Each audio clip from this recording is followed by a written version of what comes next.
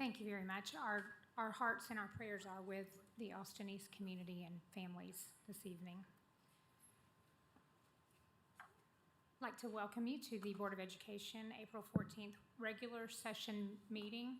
The Board of Education Student Representative Selection Committee is currently in the process of reviewing applications for the 2021-2022 school year and will soon be interviewing top candidates with a final selection being announced in May. Thank you to Ms. Lee and Ms. Satterfield for being a part of our committee, and we look forward to hearing about the process and selection at one of our May meetings. Also, just a reminder of the community budget meeting being held at Central High School tomorrow, April 15th at 5:30 p.m. Knox County Schools officials will be providing an update on the district's budget process and answering questions from the public. If you are unable to attend in person, the meeting will also be live streamed. And I'd like to refer to Superintendent Thomas for his remarks this evening. Thank you, Madam Chair, members of the board. We're here this evening with heavy hearts in the wake of the tragic events that took place at Austin East High School on Monday afternoon. I continue to be deeply saddened by this horrible event, and my heart goes out to the students, families, and employees of Austin East. No student or school employee should ever have to worry about their day being interrupted by such awful violence. As TBI works to determine exactly what happened on Monday, I do want to again offer my thoughts and prayers to the family of Anthony Thompson. I also think it's very important to remember that this incident on Monday was the 5th time that an Austin East student has fallen victim to gun violence in recent months. This is a terrible burden to bear, and my heart goes out to the families and friends of Justin, Stanley, Janaria, Jamarian, and Anthony. The Roadrunner family is hurting, and we're hurting with them, and I want to thank Principal Nathan Langlois and the employees of Austin East for the courage and strength that they have shown. They love their students, and they care deeply about their well-being, and I'm grateful to them. We do have counselors available for anyone who needs assistance, and I would encourage the entire Austin East community to reach out if you need support. I also want to reiterate something I've said before. We simply must find a community solution to the issue of gun violence. We cannot continue to ask our students and school employees to stand ready to work with all stakeholders to take action and to bring change. In closing, I do want to say that Austin East will not have classes on Thursday, Friday, or Monday. Students will move to virtual learning on Tuesday, April 20th, and return to the school building on Wednesday, April 21st, unless otherwise notified. Our hope is that this pause will give students and employees additional time to begin the healing process. Madam Chair, I appreciate the chance to speak, and I want to thank all board members for their support during this trying time. Thank you. Thank you, Superintendent Thomas. Okay, and now we move to... Excuse me, Madam Chair, I don't know if my light works or not. Oh, I'm sorry. Yeah. Yes. Does it work? Can you see? Oh, there it goes. Yes. Change. Superintendent Thomas, if you don't mind adding to, because I know this will be our only public forum before Wednesday comes when the kids come back, so can you give some type of assurance to parents to what the plan is, the conversation, so that they feel comfortable sending their kids back to school? Yes, ma'am. Thank you, Ms. Satterfield. And we actually had a meeting with Principal Langlois this morning, and in looking at what we have done, the things that we have done up to this point, certainly continue to do. I know we improved our camera, upgraded our camera system, and added additional cameras. We've also added additional school security officers, KPD, law enforcement presence is at the school and around the school at arrival and dismissal. In addition to that, clear backpacks have also been implemented at Austin East. Our discussion this morning centered primarily around additional measures that could be taken in terms of random searches beginning with the return to school. So we're continuing to have those conversations. I've also asked Mr. Oakes to look into an additional security measure. Don't feel comfortable talking publicly about that, but an additional security measure in terms of securing the school at all times during the day. So we'll have more information about that as Mr. Oakes is able to do his research there. So, and again, we're also meeting with law enforcement. I believe Mr. Oakes is that Friday to debrief and to look at what happened, and are there any additional measures, anything that we're overlooking or have overlooked that we can do? And again, in terms of a long-range plan for Austin East, we have some ideas about that. It's going to require some additional resources, and my recommendation, we'll talk a little bit more about that later, but my recommendation to the board would be to make sure that we apply those additional resources that we have talked about. I keep saying, we need action. I don't want that to be just words. I want us to make sure that we do our part and that there is action on our part. And I've talked with Mayor Kincannon too. We'll continue to have conversations because it's a broader issue than just Knox County schools. But we do play an important part, in that. And if there's some things that we need to be doing, curricular kinds of things or program kinds of things we need to be doing, maybe in some of our other schools, then want to make sure that happens too. We just can't continue to have these tragedies happen in the Austin East community. So I don't know if I've addressed Ms. Satterfield, but I just want to assure families, and it's so difficult to sit here and say we're going to ensure your safety, and then right on the heels of an event where a child dies. I don't know. I really don't have words to describe how I feel about this. I've tried to do the best I can to verbalize it, but it's weighed heavily on me. It's weighed heavily on me since January. And we can only take so much. We've got to do something. So I appreciate the board listening, and I appreciate the board for supporting the plan that we're going to come up with, and we have got to do better. Thank you, Superintendent Thomas. Any other comments? Okay, thank you. We'll move into changes to the agenda. Board members, you received an email yesterday regarding a time-sensitive agreement with the City of Knoxville for Knox County Schools' use of the Christenberry Recreation Center. That agreement has been added as item 10D. Without objection, I am switching the order of items 10C and 10D on the agenda so that our discussion and possible action on COVID protocols for next school year will be the last item on the agenda. Also, since they are relating to topics around our COVID protocols and activities going forward, I'm requesting that items 7D and 7E, which are Ms. Henderson's proposed amendments to the face coverings policy and a new policy regarding student activities, be moved to follow the last items as items 10E and 10F. So we will move that conversation to the end of our meeting, and those two policies and one agenda item. Ms. Babb? Just for clarity, so we're moving basically 10C down, and then we'll have the policies move with them? So 10C will go to the very end of the agenda, and then the two policies, D and E, will move so that we discuss those after we discuss what is currently 10C, the possible action and protocols related to COVID-19. Does that make sense? Okay, so you're wanting to do 10C first, and then the policies following that. So the policies will be the very last things we talk about. I think that probably would be the best order. Okay, I just wanted some clarity. Thank you. Okay. Okay. Let me see if I have anything else. Okay, Ms. Owen. I'm sorry, I'm just clarifying too. So current 10C will be 10D. So we'll basically. And then 9D will be E. No. Oh, not 9, I'm sorry. 10D. Sorry, 7E. So basically when we get to board policies, we will skip over 7D and E, and we will then move those to so that we have those after the discussion and possible action on protocols related to COVID-19 for the 21-22 school year.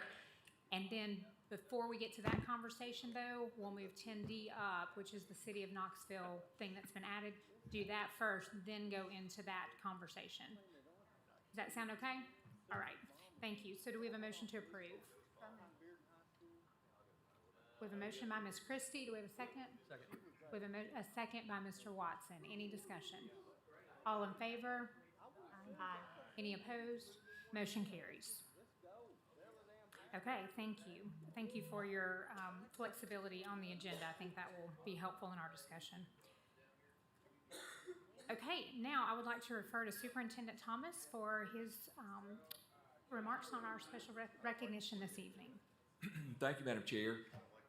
It's always a pleasure to recognize our employees for their achievements and the excellent work that they do. And as Miss Callahan Mims here with us this evening? Are you here? Yes, please move to the lectern right there, if you would, or come on up front on the stage. So I mean, be the celebrity. No, you can stand right there. We're going to join you here in just a minute. So yeah, you're fine right there. In February, Knox County Schools held our annual Teacher of the Year celebration, and during our March board meeting, we recognized the district-wide winners for our middle school and high school grade bands. Tonight, I want to recognize the district-wide winner for our elementary grade band. Our elementary winner is a STEM teacher who has developed a cross-curricular program to reduce emotional and behavioral challenges using sensory experiences in outdoor classroom. She's also worked to increase the number of students from underrepresented groups who pursue STEM careers. And this year, her students wrote, get this, nearly 300,000 lines of computer code. Wow. Our elementary teacher of the year is Amanda Callahan Mims of Spring Hill Elementary. Please join me in congratulating Miss Callahan Mims. We have a certificate for you, so Ms. Satterfield and Madam Chair, if we could join Ms. Sims there.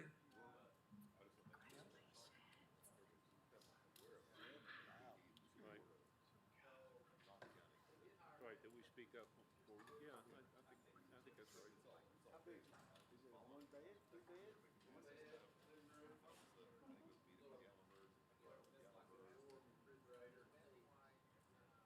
Well,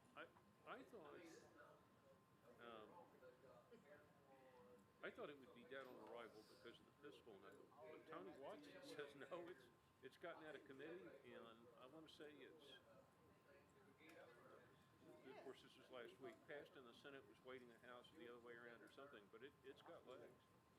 Yeah, and that's a little bigger in October.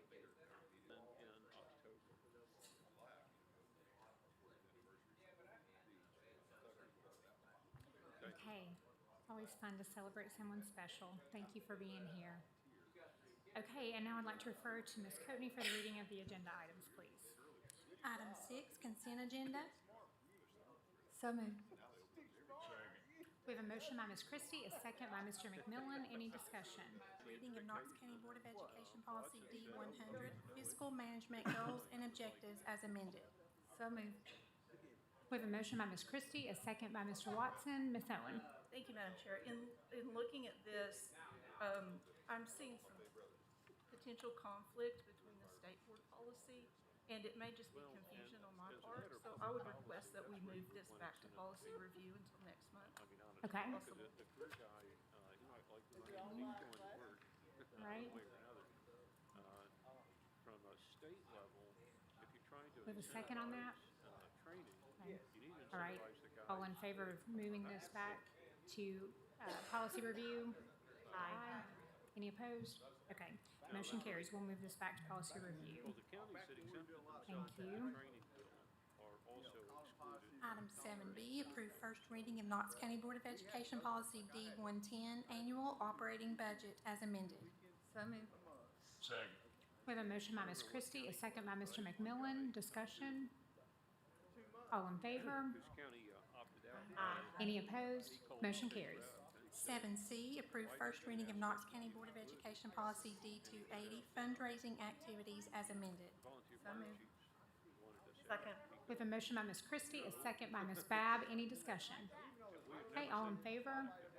Aye. Any opposed? Motion carries.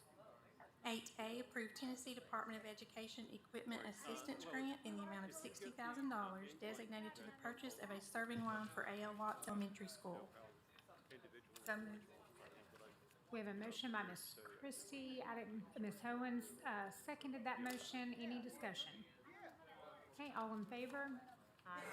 Any opposed? Motion carries. 10A, approve Second Amendment to contract with Rouse Construction Company for construction of a new Lonsdale Elementary School. We have a motion by Ms. Satterfield, a second by Ms. Owen. Discussion. Okay, all in favor? Any opposed? Motion carries.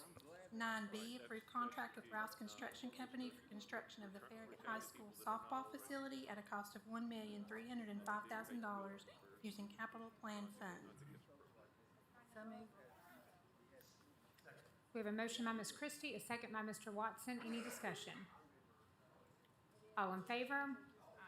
Any opposed? Motion carries. 9C, approve fee proposal from Lewis Group Architects for exterior improvements to Halls High School at a cost of $78,500 using capital plan funds.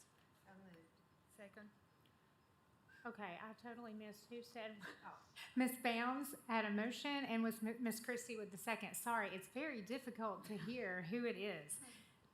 Okay, any discussion? Okay, all in favor? Any opposed? Motion carries. 9D, approve contracts with Planet Protection Services and Professional Environmental Consulting Incorporated for asbestos monitoring services not to exceed a cost of $250,000 annually for the term of May 1, 2021 to April 30, 2022, which may be renewed for an additional 4 years. So moved. Second. We have a motion by Ms. Christie, a second by Ms. Babb. Any discussion? All in favor? Aye. Any opposed? Motion carries. 10A, approve Knox County Schools 2022-2023 school year calendar. So moved. We have a motion by Ms. Christie. We have a second. We have a second by Ms. Bounds. Ms. Bounds. I'm not sure exactly who all worked on this calendar, but I just wanted to make sure that they had taken into consideration the election days. Who would Dr. that be? Reiswick. John? Thank you, Madam Chair. Thank you, Ms. Bounds. We always call over to check with them as far as that goes, and typically, they'll let us know if it's one where we can have our adults in the building, and we always work with parking with that, or if it's one of the larger, typically presidentials that we have the full building empty. So the one for this one actually would be one where we can have an in-service day, but no students will be in the building. Okay, thank you very much. Thank you. Thank you. Any other questions? Okay, all in favor? Any opposed? Motion carries. Item 10B, approve COVID-19 emergency paid leave plan for January 1, 2021 through June 30th, 2021. Second. Okay, we have a motion by Mr. Watson, a second, I believe, by Ms. Christie. Correct? Ms. Bounds, did you have a question? Okay, Ms. Babb? We actually have a, speaker on this. I'm gonna wait though, I'm gonna let Ms. Coatney come up and speak on this. Is this where you're wanting to speak?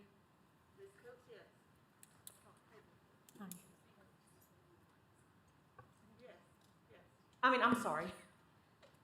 Excuse me. Tanya Coates.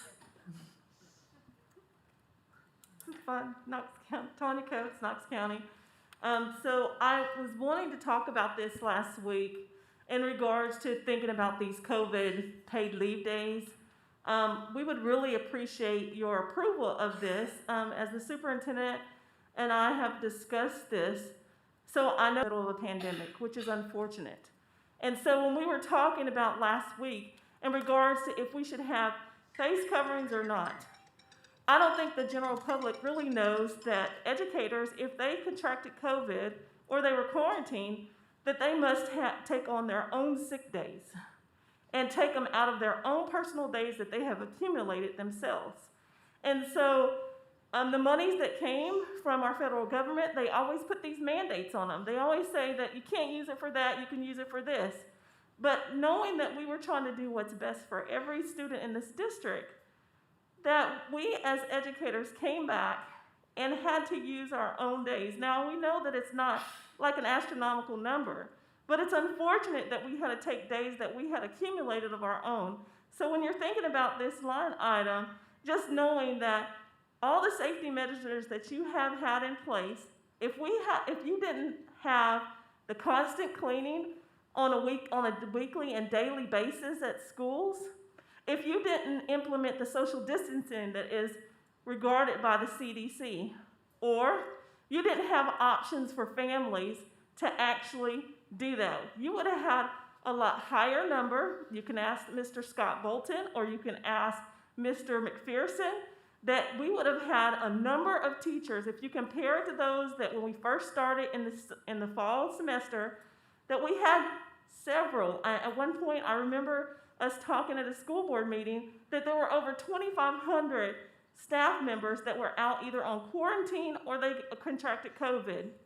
Now just equate that to if you had to we didn't have the money that the federal government gave us in the first semester.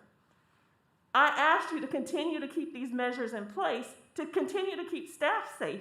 You have heard all over this nation where teachers have refused to come back to work because there were no safety measures put in place to ensure that not only that the kids were safe in school, but their own families. We have educators that are in our system that, like myself, have underlying conditions. It's not by that I chose to do this, but some of these are based on family measures, meaning that I have people in my family that have cancer. I have family members that have diabetes. Excuse me, if we can just stick, because it is a voting meeting, to what we're voting on. Yeah, it's about the 10 COVID days. Okay, Yeah, this is about the 10 COVID days. okay. Because teachers actually taking this out of their time. If they have to pay it out of their pocket, it's unfortunate. So we're asking you to consider to pass this measure. So it is related to this. And this is all related to why we would like to have you pass this to actually give them those days back. Now, granted, we're given 7 days, we'll get what we get, and we won't pitch a fit. But at the same sense, we would hope that we would give all of our educators back the days that they had, like about the 2,500. Could you imagine having to give back those days out of your own general budget, money that you don't have, to the educators? And I know it's just a handful of educators. You talked about this. So I'm grateful. I'm hoping that you will pass this. And again, like I said, we will get what we get, and we won't pitch a fit. Thanks a bunch. Thank you.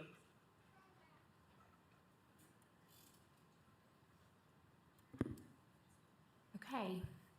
Mr. McMillan. Thank you, Madam Chair. How many, you said it was just a handful. How many does it involve, Mr. Bolton? I guess I should direct the question to you. Madam Chair, board members. As of right now, we've had about 3 people that have reached out to us that would benefit. I'm sure and certain there are probably others. We would have to look at it and see to determine the actual number that would be impacted by it. And how much money would we be, or are we just taking it out of some federal money that we got?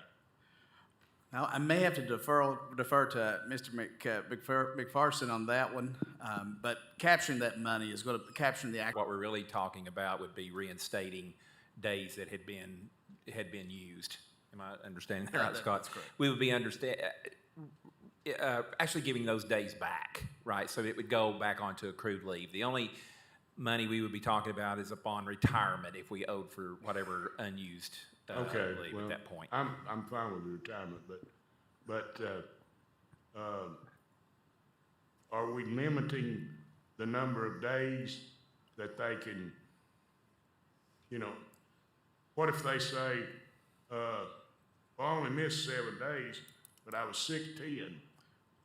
We are limiting. We followed a lot of precedent that was going on around the state.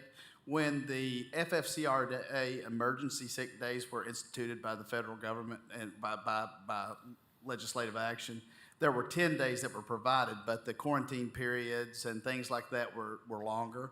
Now that those days have shrunk, the 7 days seems to match the time that they would lose. So they are capped at 7 days. And to say that, if a person utilized those 10 days last semester, they would not be entitled to the additional 7 days this semester.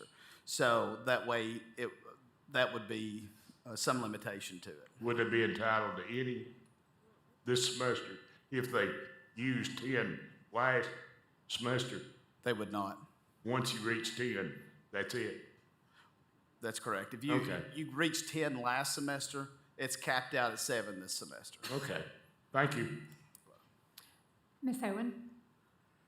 Thank you, Madam Chair. So, Mr. Bolton, if I understand correctly, what we are looking at is a difference in providing employees with 7 days as proposed here, or with 10 days as they were the first semester, correct? That is correct.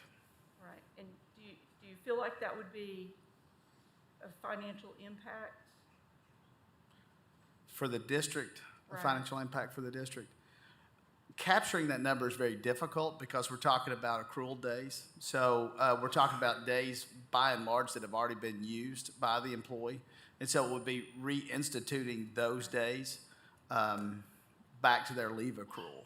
So there would be a value if we're talking about like at retirement, when we're talking about that particular, the $100 or $60 per day. So what we're looking at is a value to the employee, but not an impact financially to the district. Is that? I'm gonna defer to. Let me ask a different Okay. question and let you off the hook on that one.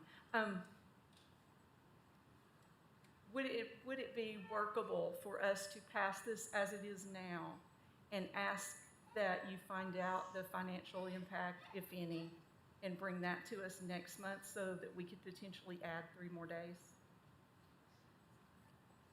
I think that's reasonable.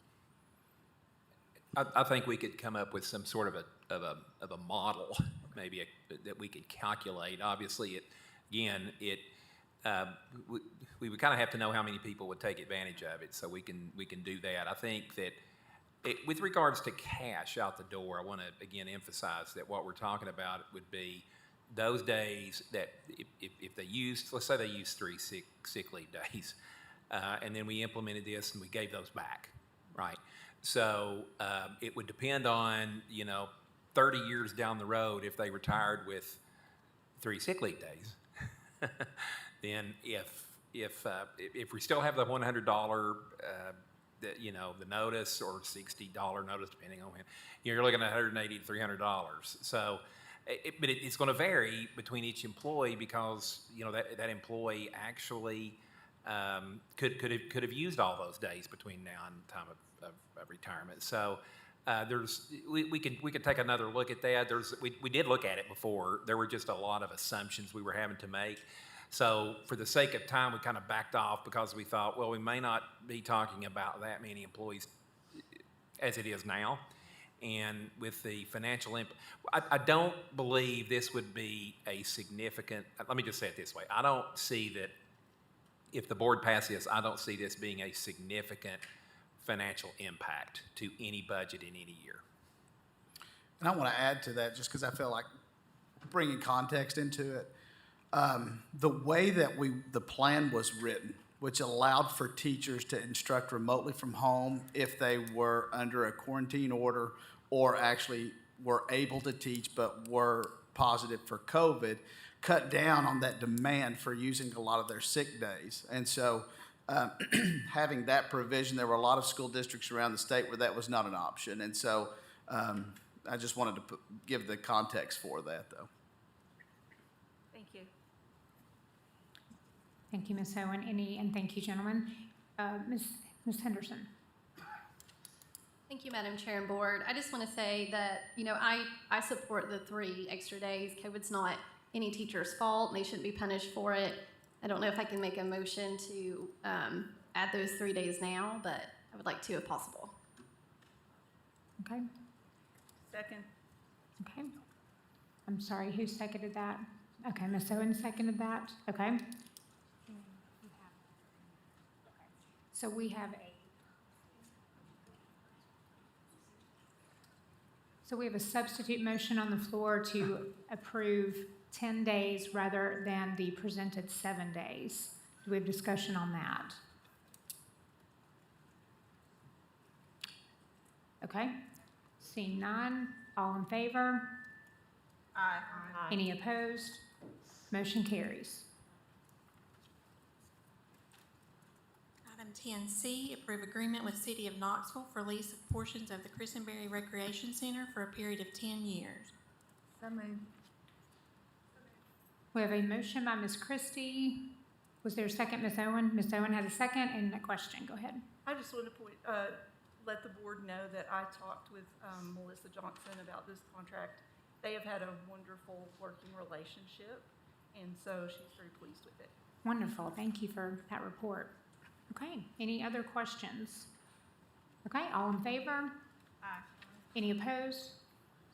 Motion carries. Item 10D, discussion and possible action on protocols related to COVID-19 for the 2021-2022 school year. So moved. Okay, we have a motion by Ms. Christie. Second. We have a second by Ms. Babb. Ms. Satterfield, would you like to speak for a moment? Thank you, Madam Chair. I would like to take a few moments to acknowledge the comments I made last week as we move into the face mask conversations and all the COVID protocol. I recognize that the comments that I said regarding masks and privilege, specifically white privilege, may have offended some and been hurtful to others. My tolerance threshold had been reached, and those were the words I chose to use to express how I, as a Black woman, felt when the number of individuals compared wearing a mask to oppression. I know my words created a contentious work environment. Colleagues, I ask for your understanding and grace to move beyond what was said and refocus our energy on pressing issues throughout KCS. When we get to this moment, I just want to say I fully support Superintendent's face covering recommendations, and I ask that you all do the same. We as a board must get back on track and spend our time discussing student achievement and outcomes. Let's be a reflection of our hard work our teachers and staff are doing every single day. Thank you, Madam Chair. Thank you, Ms. Satterfield. Mr. Watson? Thank you, Madam Chair. These are different mics, aren't they? So I've taken a lot of time to reflect on the meeting from this past week, and especially over this past weekend. I first have to admit that I am embarrassed. Embarrassed that I didn't stand with my colleague, Ms. Satterfield. Ms. Satterfield, I want to apologize publicly for sitting idly by last week when I was overtly aware of how certain things that were said were likely impacting you and other people of color who were listening in. I'm even more embarrassed by the fact that I know better, but I did not do better last week. Through many, many years of reflection, studying history and systems, difficult conversations, and Black and brown friends being willing to be vulnerable with me when they certainly didn't have to, I've become more and more aware of the privilege that I have as a white male in America. I am at the top of the privilege food chain. This privilege has often afforded me the ability to not hear certain things, to not react, to choose not to enter difficult conversations, to chalk up the pain of another to something he or she did instead of the systems that have historically oppressed far too many Black and brown people in our country, and access opportunities that for too many people of color have not had. Spoke on behalf of their children and others regarding the impact of masks. We're completely in their right to do that. And ultimately, we're taking a stand on something that they feel is extremely critical. And for that right, we are all very thankful. That being said, when some folks choose to co-opt language such as discrimination and segregation, or talk about young people dying as a result of gang and gun violence, or trying to use the legacy of Dr. King to make a case for our very contemporary debate regarding masks in schools, is not only not right, but it can also re-traumatize those who have lived under systemic oppression for generations. And I would dare say that most, if not all, of the folks who spoke last week have never lived under systemic oppression. I say that you or your children are being discriminated against because they are required to wear a mask is not true. Discrimination means you must be intentionally targeted because of something about your person that you did not choose or cannot change, such as the color of your skin, the place of your birth, a disability. The fact is, everyone in KCS has been asked to wear a mask, as demonstrated by the fact we were discussing a policy that indicates as such. It doesn't matter who you are, and no one decided we are going to create this expectation of mask wearing to target a specific subset of the population. It has been simply in response to a global pandemic. To say that you are being segregated because you are asked to sit in a different part of the AJ building in order to have access to the public meeting because you chose not to wear a mask is not true. The fact is, according to current rules at the AJ building, everyone is expected to wear a face covering unless you are able to maintain 6 feet of physical distance. The fact that folks choosing not to wear a mask were still given access to the building was a grace extended by the KCS administration because they feel, as do I feel, that everyone has the right to be heard. But that right doesn't mean you get to be in the same area as those who are choosing to follow the current rules in place by masking. What our guest who chose not to wear a mask last week experienced is very similar to being denied access to Weigels for not wanting to wear shoes. It certainly isn't segregation. To co-opt the pain of parents and community members who have recently suffered tremendous loss because of the murders of Justin Taylor, Stanley Freeman Jr., Janaria Muhammad, Jamarian Gillette, and the death of Anthony Thompson Jr. just on Monday this spring, and to direct this toward Ms. Satterfield directly, who experienced that same sense of loss from some of her classmates being murdered in high school, is completely wrong and uncalled for. The loss of those students had nothing to do with masks, and instead of systemic oppression leading back to slavery, Jim Crow, redlining, urban removal, the war on drugs, and more that has wreaked havoc on historically black and brown communities. And yes, there were individuals who pulled those triggers, and they should and will be held responsible. But the root causes are complex and multi-generational, and I assure you have nothing to do with masks. It is under this narrative that far too many of my black and brown neighbors have raised their families, staying strong, demonstrating tremendous resilience, cultivating beauty and rich traditions, advocating for justice and more. To co-opt one of our greatest leaders of civil rights who was ultimately murdered because he believed that no one should be judged by the color of their skin, to make a case for those who choose not to wear a mask during a global pandemic is nothing short of astounding. I never knew Dr. King, but from all that I've read about him, I'm fairly certain that this isn't a fight he would have given much energy to. Not when we continue to see disparity after disparity in this country when comparing our black and brown neighbors with their white counterparts. One fitting example of a disparity, in fact, is that since the merger of the city and county schools in 1987, only 5% among almost 25 years of history in Knox County schools. It is these issues and more that I'm confident Ms. Satterfield, myself, and many others want to continue to dig into when it comes to Knox County schools. It is why the Disparities in Education Outcomes Steering Committee was formed over 5 years ago. It is why that work continues and is being elevated this coming month at our DEO meeting on April 27th at Fulton High School, which I hope everybody here will attend. So let me be the first to say, I'm sorry that last week I misused my white privilege. I used it for my own benefit, for my own comfort, when instead I should have leveraged my privilege by standing with my sister, Ms. Satterfield. I hope to be better in the future. Thank you. Okay, thank you. And now, Ms. Babb, do we have public forum on this topic before we move to other board members? Do you have comments regarding the policy, Ms. Christie? I had a question for Mr. Dupler. Okay, before we move to public forum. Well, it can wait. I just have a question. Regarding the policy? Yes. Okay, we have public forum, so we need to do public forum first. That's fine. Okay, so if we can hold our questions until after public forum, just hold your questions and I have a list, so I had people's names already down, okay? So, after you read the public forum policy, Madam Vice Chair, can you come back to me? Yes, I'm going to read, just for the benefit of all that are coming who maybe have spoken in the past or are new to public forum, our policy on public forum. The Board of Education desires to hear from individuals and/or groups on matters important to education. As a normal practice, time is set aside at each board meeting for public forum, during which individuals or groups may request to speak to the board.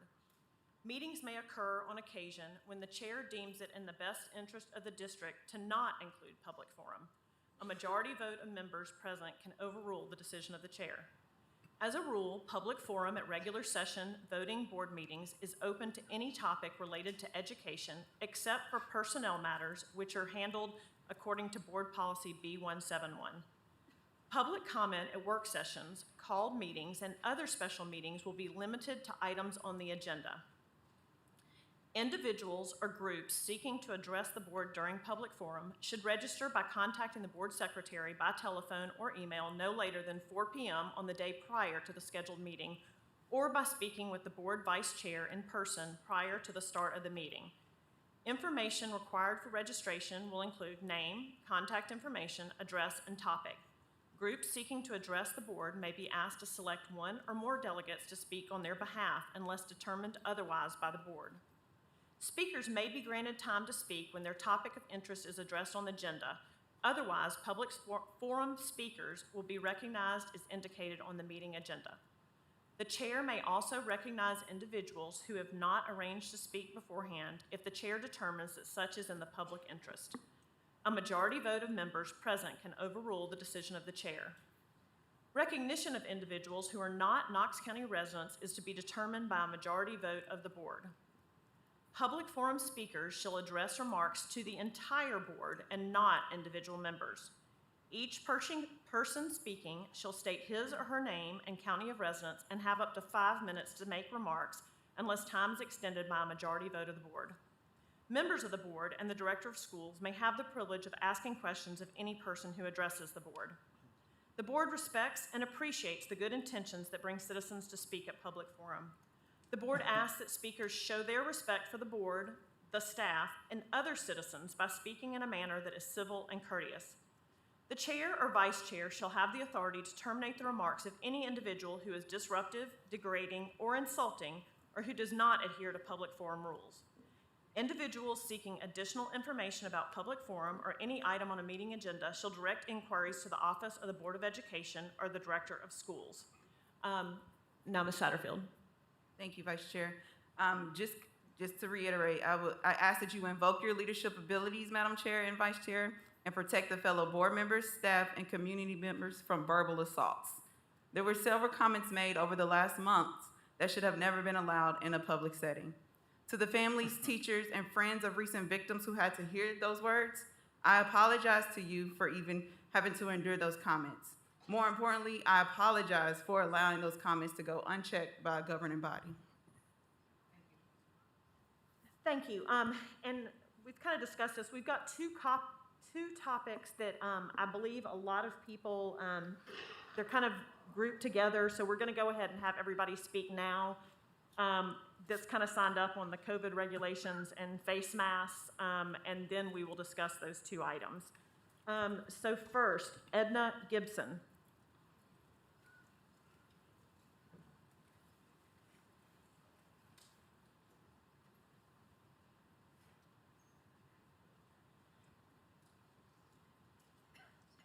If you'll just state your name and county of residence. Edna Gibson, Knox County. I was here last time, but I was pretty frazzled by the crowd and missed a lot of my points. I also did not thank you, board members, for your service, and so I want to make sure to start with that. I really do appreciate all the time. I have become intimately familiar with that this week, and really, really want to just say thank you to every single person. Second, I'd like to say I know that there are far more important issues that you need to be working on, and I hate to take up your time on this, but until we can ensure that masks are a continued requirement at the beginning of the school year, most of those issues are irrelevant to thousands and thousands of Knox County students. I just want to touch on a couple of points that were made last week that I didn't bring a pencil in. So first of all, there was a recurring theme of masks don't work, and I want to reiterate that no, masks are not 100% effective. They need everybody to wear them to increase their efficacy. So just want to throw that out there again. Somebody said children don't get it or don't spread it as much. I wanted to cite that on the Knox County Health Department's website, they show that over 10,000 children have contracted and tested positive for COVID. That's 20% of cases being children ages 0 to 20. Another point seemed to be super recurring was that children don't die. And I find that a repulsive standard, frankly, as a mother. I don't base my decisions for what I let my children participate in on whether or not they'll die participating in them. That also leaves out the cost to families when they have to miss work to stay home with those students, or for healthcare costs. The doctor came up and talked about we have treatments for that now. Yet those are accessible to some families. It's not accessible to a very large portion of our families, and especially the communities that that statistically contract the virus more often. I was told by another Knox County parent today, they did the research, and a short-term stay for a child at a hospital can cost $40,000. If you have little to no health care, how do you pay for that? You don't, you just keep your child at home. Another point that's been made is the vaccine is supposed to be the end game. It absolutely is when we get to herd immunity. I want these masks to go away just like every other parent, but considering that children are 20% of the population and children don't have the vaccine yet, we aren't there yet. I just need it to last a little bit longer. Also, they keep talking about how we're protecting teachers and children don't get it as bad. But yes, the vaccine can help protect teachers if they choose to get it. If they don't, who knows? And again, the vaccine is not 100% effective. So now they have the vaccine, but they're in prolonged exposure to 30 to 150 students a day. That efficacy and safety is clearly going to diminish exponentially over time. I had to cross a lot of these off. I'm sorry. I'm just blowing through them. Cases are down, so now it's time to do away with masks. Masks are why we were able to open schools in the first place. Masks are why we're able to keep them open. Without masks, cases will go up, and we will have to close schools, which again impacts, one kid in the classroom gets it, and their parent has to stay home. They've exposed the entire class, and all those parents have to stay home. Best case scenario. We also take these children already take these sort of precautions with children already. We have students with peanut allergies. We don't ask them to stay home so that all of our kids can enjoy a PB&J. We make these accommodations so that everybody can have a safe and equitable learning environment. I'm just asking for you to consider all the students and make it a safe place for all the students and not just give the oil to the squeaky wheel. Thank you again very much for your time. I appreciate it. Thank you. Patty King.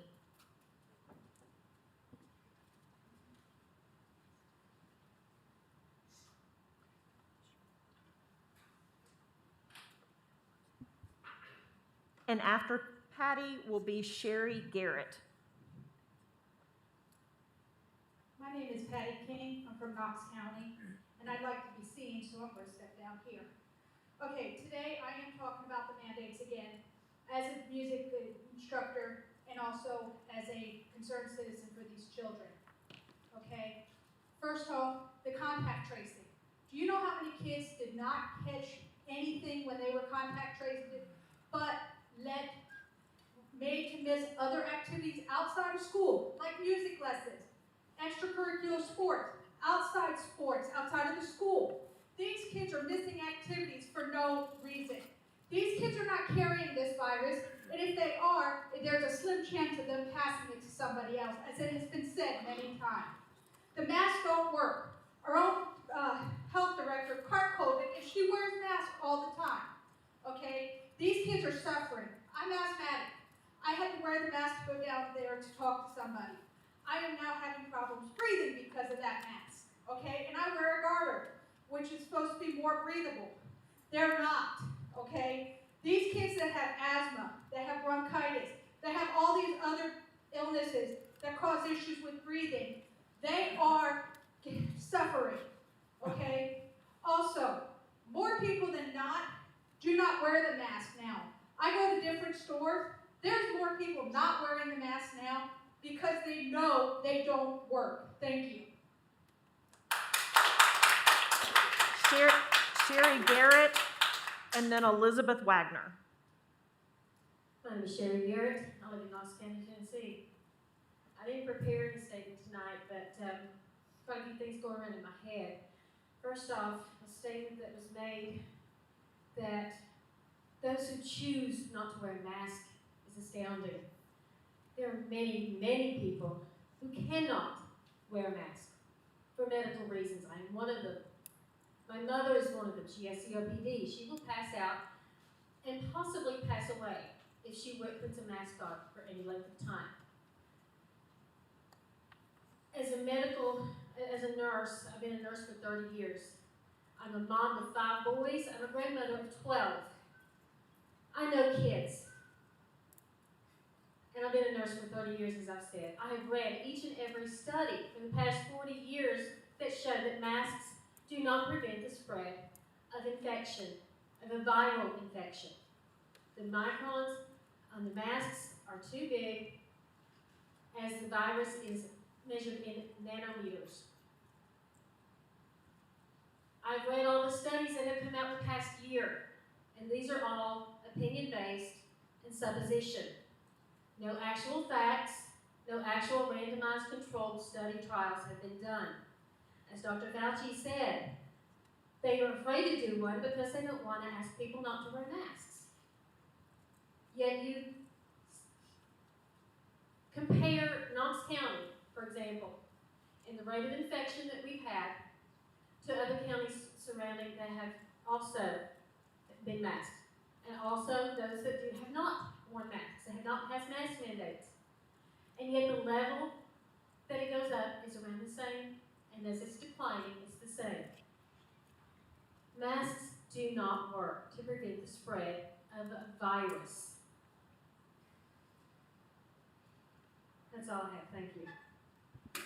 Thank you. Elizabeth Wagner, and then Naomi Elliott after her.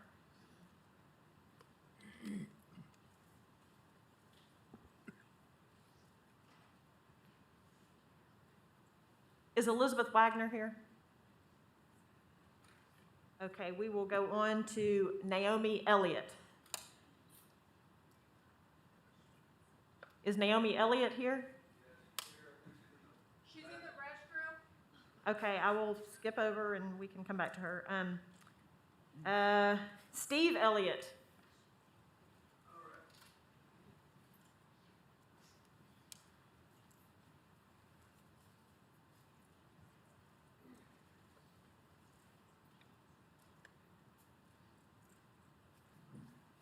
Hello.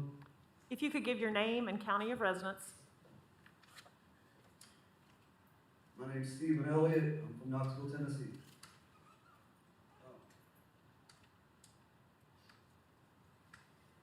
I mean, if you can breathe fine in your mask, you're lucky. You know, because a lot of people can. And these children that can't, it's unbelievable to me, you know, that these kids are going to sit there short of breath and scared to ask their teachers to take a breath and not be able to walk out of the classroom. They got to ask permission to breathe. It's unbelievable. I mean, if you've ever been laying in your bed and with your head covered up with your blanket and you have these sensations, oh my goodness, you know, it's kind of hard to breathe, and you take the blanket away and you take this breath. Well, that's the sensations these children are feeling. And their masks. Maybe you don't know this feeling because you breathe just fine in your mask.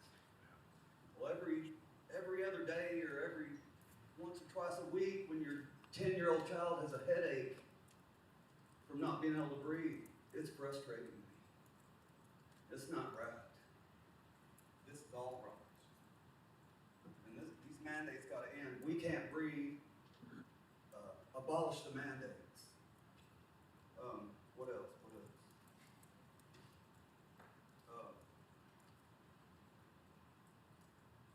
And yeah, we all know the mask don't work. I mean, Dr. Fauci said don't wear a mask. And then everybody's gonna bear down on, oh, well, we can't end the lockdowns. We gotta have the mask or it looks totally horrible. I mean, we gotta have the mask, we gotta have the lockdowns. You know, when does it end? It's never gonna end. COVID ain't going away. So we're always gonna be wearing masks because COVID is not going away. It's here to stay, y'all. You get your vaccine, you can't take your mask off. You're gonna wear your mask. You go into a restaurant, you're gonna eat there, everybody's got COVID, everybody's gonna spread COVID? No. And to say that kids are not gonna die, don't wear the mask, you're not gonna die, well, that's just wrong. It's wrong information. People die from COVID, but you can't just make everybody sick. You can't make everybody sick because somebody's gonna die. I don't know what else to say. Thank you for letting me speak on this. I really have strong opinions, and this is bad.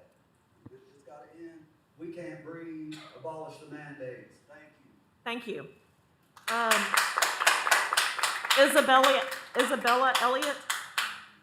You're up, Biz. Come on, baby girl.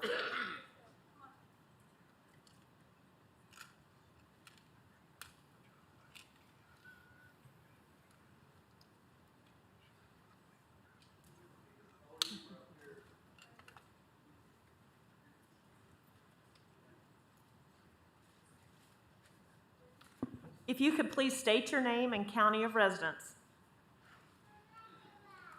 Isabella, Knox County. One of my friends wear the same disposable mask every day, and it gets very dirty and germy. My friend's grandmother tells them not to throw them away, them used masks about them wearing a dirty mask to school. I don't know how long they have been wearing dirty masks, but I know that they said that they wear a dirty mask every day, and that's not healthy. Away from school, work, quality time, masks still let air through. The virus particles are smaller than the holes on a mask.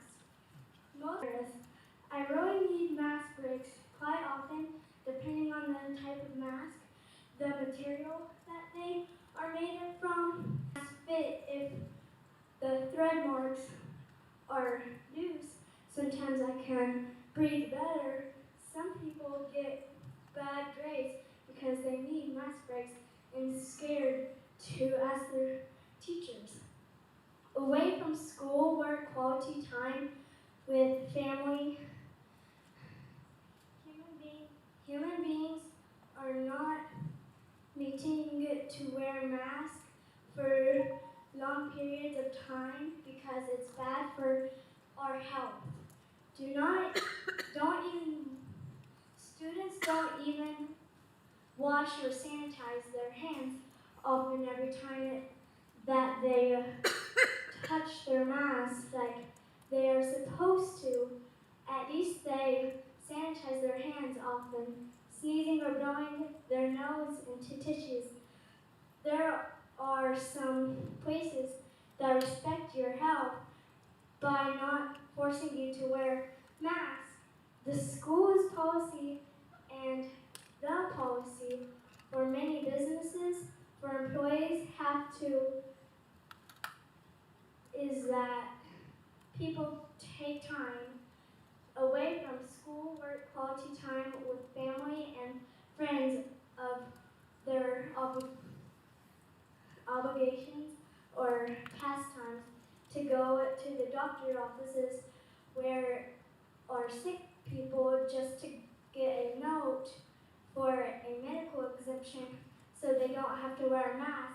People have to spend their money to go to the doctors just to get a piece of paper. They might spend their time and money going to the doctor and not even get a note.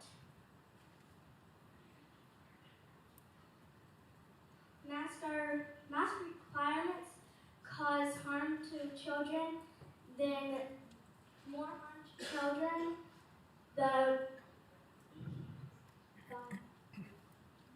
the virus does contact tracing also causes more harm to children than the virus. Yesterday, one of my teachers added an extra desk that is away from everyone's to the one classroom, so we don't have to go to the door outside and stand up when we need a mask break. I'm thankful that the teachers added the desk for mask breaks so we can do our work while being able to breathe freely. Some classmates need mask breaks too. Another classmate got to use the desk yesterday when the teacher let us know the desk was there. For mask breaks, many students have been taking mask breaks throughout the year when the teachers aren't looking. Not everyone has a seat where they can hide from their faces to remove the mask. Okay, I want to thank you for coming to speak. Thank you. Now, Naomi Elliott, and please state your name and county of residence. Naomi Elliott, Knox County, Tennessee. I mean, she's telling you the evidence right here. Are you smarter than a fifth grader? Or do you have another agenda that you're trying to fill? I mean, it's one or the other, or your intentions are for good and you just don't realize it. But there's facts that everyone is submitting that you cannot dispute. You gotta trust the science. The CDC says people who can't breathe should not be wearing masks, but yet the school system doesn't want to follow that policy. They still want to force you to wear a mask as long as you can. They still won't provide reasonable misappropriation of funding. If you're going to discriminate against people, that's illegal. You're setting yourself up for liability in a lawsuit. I told you last week the harm that this is doing to children. Does my voice count? Do any of our voices count? Or do I have to have money to pay off our representatives on the state and federal level to get the legislation and regulations how they should be? We need a more equitable policy. There's too many inequalities and too many violations of rights. I spoke with the principal earlier for 30 minutes, and yet they're still unwilling to do the reasonable accommodation because a lawyer said so. His opinion on the law is that we should violate people's rights. The law is the law. It's simple. It's not open to personal, private interpretation. That's why our founders set it up that way. They knew that we had inalienable rights given to us by God. That's why they secured those rights and protected them with the supreme law of the land. And then we finally abolished slavery, but yet people were still getting oppressed. And we progressed. We had the civil rights movement, but we still have a long way to go. The politicians at the time didn't want to give those concessions to people, but enough people stood up and fought and lost their lives for the cause. And finally, something was accomplished. But that didn't fix the problem. It was a step in the right direction. There's still oppression. That's a form of modern day slavery because you're infringing on people's rights. I mean, you either serve God as your master or you serve men. It's not God's will to harm people or to have policies that cause harm to people and everyone else that's in their circle of influence. This isn't an issue that just affects the children or the students and administrators. This affects their entire families, their friends, caregivers, anyone that they come into contact with. I told you last week about the amygdala and the stress hormones. When you're infringing on someone's religious freedoms, you're also infringing on their freedom of speech. Because to infringe on that freedom of speech is to deny someone the right to express their thoughts. So they have these beliefs, and that helps them form their thoughts to speak freely or to act how they feel is right for them according to their own conscience, not someone else's own conscience who feels that they should be censored or they should be forced to obey some tyrannical laws just because someone disagrees with them and wants to ignore our rights. That's not right. What damage does this do to kids?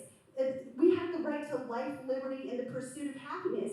The amygdala that I told you about last week, it's not just responsible for the cortisol and other stress hormones that elicit electromagnetic impulses and cause chemical reactions and physical manifestations such as illness and early death, poor quality of life, things like that. But it also inhibits the hormones that cause people to be happy. It's in control of the same thing. So how can we be free to have life, liberty, and the pursuit of happiness if you're hindering our happiness by propagating fear in schools and trying to force people to abide by whatever cult beliefs you have, or whatever it is that's pushing this?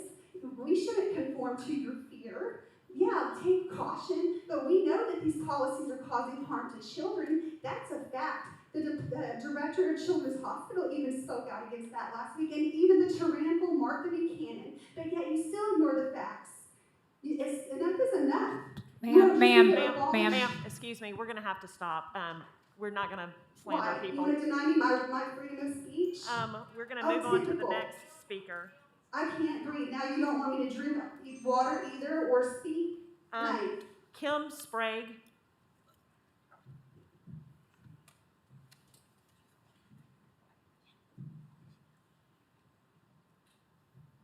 And if you'll please state your name and county of residence. Yeah, my name is Kim Sprague, and I'm a resident of Knox County. I'm a licensed clinical social worker. I also have a PPS credential, and I have 2 children in Knox County schools. But I speak not just for my children, but I've been a mental health therapist with children for over 34 years. I know this is not the only issue impacting children, but I have been doing this for a long time. And advocating for children and their mental health is important. And I did feel disrespected that this was brought up and that people were kind of made to think this wasn't important enough. But I will continue to advocate for the mental health of children, and that's what I want to talk to you about tonight. A couple points, just bullet points really, because we have a limited time, and specific to masks. Wearing masks, the negative impact that it has, 2 key points really, is one, that we're creating a hypervigilance in these kids, a heightened sense of worry. I have seen this in the kids I work with, where they think everyone's gonna die. Now, you have to remember, these are the developmental years. They're not full adults. Their brains aren't taking the information and processing it like ours are. And so kids often develop irrational fears. They don't make sense of it. But when you take kids, and this isn't every kid, but when you take kids and have them walking around in fear, you are increasing their stress hormones. Cortisol in particular, and there's a lot of research on all the things I'm talking about. If anybody wants to see it, I'll email it to you. Cortisol in particular actually strengthens your memory of your trauma. So these little kids walking around for this past year, and hopefully not the next, they're having that fear of people dying really ingrained in them during important years. I fear, I really do, that the children of today, you can shoot forward in 40 years and they will have a higher incidence of anxiety, depression, and suicide even down the road, because we are ingraining that in them now in their foundation. So I think it's important to think of that in what we're doing. I'm sure, being a school board, you guys are all familiar with ACEs and trauma-informed practices. We know that what we're doing by creating this fear is a secondary trauma. And this leads to not just emotional health issues, but physical health issues down the road. So I think our kids have endured enough the past year, and I really want you guys to think about that and putting the kids through that for another year. Another issue that wearing a mask impacts, and it really hits certain vulnerable populations like kids with ADHD. This is all research-based. ADHD, kids with trauma histories, as well as kids on the autism spectrum disorder continuum. They depend on social cueing. They depend on being able to recognize other people's facial expressions in order to regulate their own emotions. When I when I work with kids with emotional dysregulation, one of the first things we do is learn how to recognize other people's emotions, because that's a key part of regulating their emotions. So you have these kids that are walking around, you can't really see some of these facial expressions when it's all covered up with a mask. Take that to teenage girls, and a common thing I hear with some girls is, these girls were staring at me and they were, giving me looks. They probably weren't. I know those girls. They were probably anxious or bored or something like that. But it's even harder with a mask on. So there's a lot of room for misinformation. Kids are not getting the social cueing.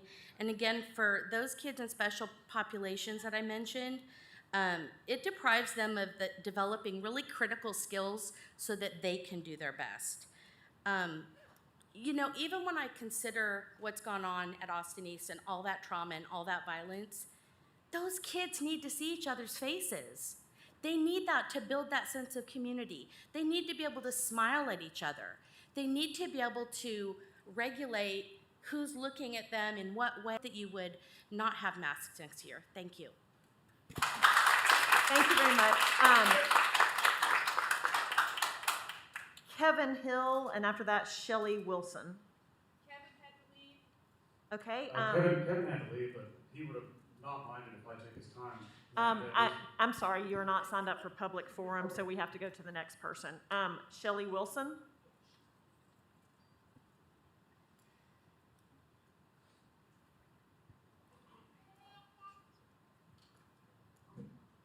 Hello, I'm Shelley Wilson. I am a Knox County resident. A friend of mine was actually, she and I were stuck in traffic on 40 trying to get here. There was some kind of wreck or something, and her name was already called. She's here now. Can she speak? We'll get to her after. Okay, I'll okay. call her name again. I really didn't prepare anything. I just wanted to say thank you to each of you for listening to us, and especially for the conversation that was had last week. We appreciate your time. We appreciate you reading all the, I'm sure, hundreds of emails that you've gotten. And so I just wanted to say thank you. I also realize that there are more important topics that we could be talking about tonight. And I just want to say my heart goes out to the Austin East community, and my prayers are with them.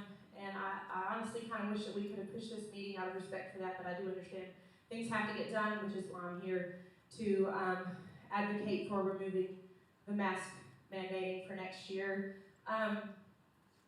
I also want to mention that I can't speak for anyone else up here, but I personally don't agree with some of the things that have been said that were disrespectful or calling out in particular names. I feel like we should be respectful to each other, and that's that. And so I just wanted to remind you that Dr. Childs last week said that this is not necessarily a mask issue, it's a vaccination issue. That, he pretty much, I don't have his quotes, but you were all there, he pretty much said that masking is not necessary for next year. Now that the vaccination is here and those that want it can get it, it is readily available. We talked about that last week as well. I think it was you, Miss Babb, that may have, I'm sorry, I'm not supposed to address you. Miss Babb may have, I think it was her that mentioned that she could get a reservation or an appointment very easily, very readily. There were plenty of them available. So the appointments are there, the vaccines are there. If people want them, then it's available to them. So I just don't see In my opinion, and I know several of my friends' opinions, the vaccine is the end game. And we talked a lot about that last week. I'm feeling like by continuing masks, we're saying there is no end game. And if that's what we want to continue and want to perpetuate, I personally will be looking into other options for next year. It would be a great burden on our family to do that. But if you're telling me that there is no end game, then I can't allow my kids to do this for however many more years they have in school. So I believe that this right now, right here, we are at the end game, and this is where it should end. So I just want to say thank you, and we appreciate you, and I hope that what's best for our children will be done tonight. Thank you. Thank you. Ashley Burns.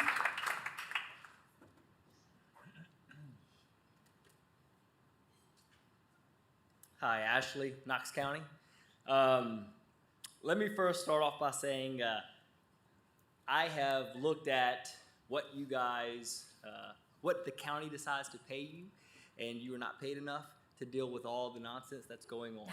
And so I appreciate your time and your commitment listening to both sides of this argument. I am not here with any passion or emotion for this argument. I'm hoping by the time you got here tonight, your personal decision is made, and nothing that is said tonight is going to sway you based on all the conversation that's had up to this point, all right? Here's what I believe. I think both sides of this argument are based out of fear, and it's a personal fear. I think most arguments are based out of fear, whether it's a fear of contracting the virus or spreading the virus to a loved one, or whether it's a fear of your child coming home crying, or whatever the case may be, from wearing a mask, right? Whether it's the fear of a medical condition that doesn't allow someone to wear a mask, but yet they're being mandated to. I don't believe any child should deal with fear, to include the shootings that's happened this year, okay? And I think, unfortunately, like I said earlier, you guys aren't paid enough to figure all these issues out. Unfortunately, some of these issues are on your shoulders, and you have to make a decision. I have my own personal opinion on what that decision should be. We as a community respect that decision, and we respect you. And most importantly, we respect the other side of the argument. There's a lot of division in our world, inside and outside. It's too much division. We can never come together as a community if we just continue to be divided. And I think this is more addressed to the community than it is to the board at this point, because it's just getting to a point where we can't even love our neighbor. I hear a lot about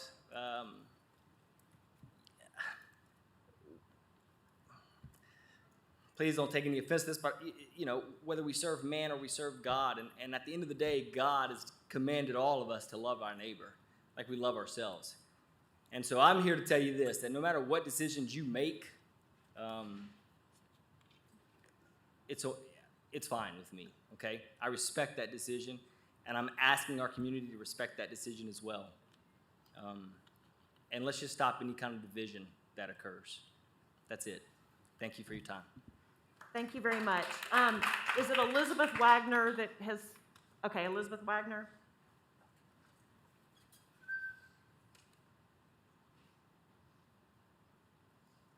And if you'll state your name and county of residence. Let me get the mic out, sorry. Elizabeth Wagner, I'm from Knox County.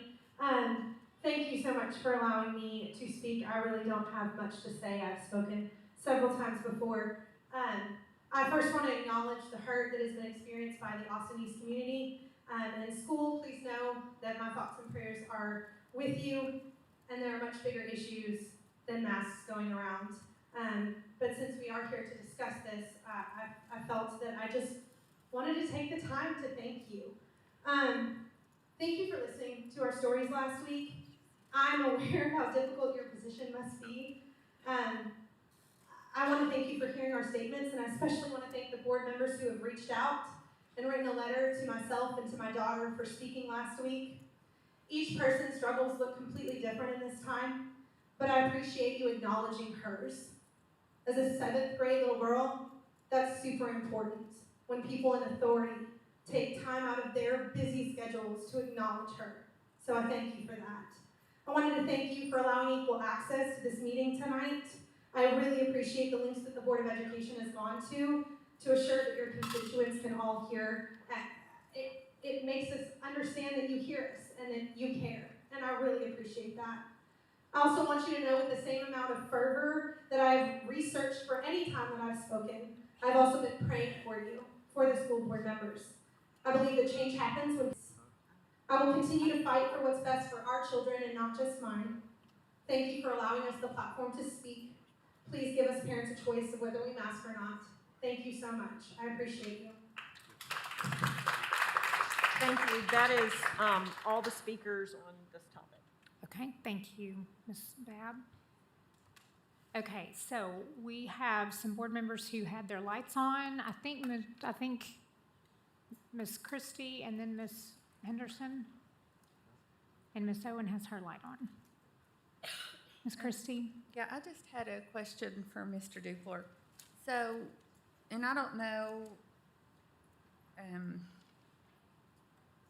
where the authority to enforce masks or those types of things are granted to us, but I do know that we are currently under a state of emergency in the state of Tennessee that the governor declared, and I think that expires on, if he doesn't renew it, on the 28th of this month. And I'm just curious if that affects what we can and cannot do as a district as far as our plan and our protocols and enforcement. Mr. Dupler? Thank you, Ms. Christie. Thank you, Madam Chair. Yes, I mean, that's the short answer. The governor has still declared, and it says it on the website, a limited state of emergency, and has extended orders through, as you said, April the 28th. Don't know, I mean, exactly what he's going to do. It's been done periodically since the pandemic and the emergency was declared. So there are several agencies that the board has been looking toward for recommendations and guidance. And heretofore, those agencies have been either the same or similar. But if you have to choose one, the law department's recommendation would be the state, because the state is what actually creates the public school system and the LEAs. Although this board obviously does have local influence as well with the county, the state law, the governor, the State Board of Education, the Tennessee Department of Health are all the best guidance that the board can look to. So, does that answer your question? Kind of. So can we enforce the policies, I guess, is kind of what I'm getting at. I mean, I don't know if that is something that's outlined in that. Like, I think the giving the health department the authority to, for example, mandate a mask might be written in that state of emergency. And I'm just wondering if there's anything specifically related to school districts as to what we can and can't do, or do we know? Well, there's a, so the Tennessee Department of Health has a guidance for, they've got specific guidance for managing and opening schools. So obviously that would be something to look toward, but I think the real question will be, how do you reconcile that if the governor removes the state of emergency or the limited state of emergency? And obviously, again, I mean, the board needs to look to the state to say, okay, governor, I mean, how do we reconcile this? But again, I mean, we're not there yet. The governor still has this limited state of emergency, and these are the Tennessee Department of Health has this guidance in place right now. So I guess that's kind of the point I'm getting at. This, in part, could be taken out of our hands anyway. So, I mean, I'm fine with letting the mask policy sunset. I do think we have far more pressing issues right now. I know all of our teachers haven't had the opportunity to get their second vaccine. I know a lot of parents are still waiting for a vaccine, so I wouldn't necessarily support it. I mean, I think we need to finish out the school year, but as far as if the proposal's to let it sunset in August, I'm okay with that because I think that there's a high probability we're going to be in a very different place by then anyway. Thank you, Ms. Christie. Ms. Henderson, or Ms. Owen, you had your light on initially. Okay, Ms. Henderson. I'll be real fast because, I don't feel the need to talk about masks for 5 hours again this week. But I just wanted to say in regards to the plan, I didn't want to just come here and vote no tonight. That's why I presented kind of an alternative that I felt was based on local data. And so that's just where that was coming from that I emailed to the board this week. Thank you, Ms. Henderson. I believe Ms. Owen was next. I'm going to be a little long since I wasn't Okay, here so we last want to time, go. so if you prefer to go with others. Okay, first, sure, that's fine. I think I saw Mr., let me see, I wrote it down. Mr. Watson, then I believe Ms. Bounds, and then Mr. McMillan. Mr. Watson. Thank you, Madam Chair. Mr. Dupler, just to follow up to Ms. Christie's question, so, and I'm going to ask it in an explicit way. So if the governor should lift the mask mandate, Mr. Dupler. Thank you, Madam Chair. Mr. Watson. not that I love enforcing mandates, Well, I that's mean, not the point of the question. But. I mean, it's hard to answer a what if. Well, I the guess governor could give specific guidance. I guess what I'm asking, and I think it's where if the order is what gives us the ability, then my assumption would be if the order no longer exists, then we lose the ability. So I think that's the intent of the question. Essentially, yes. I mean, this pandemic was declared a state of emergency in this state, and that's what enabled government at each level to do what it felt like it needed to do. So the answer is yes.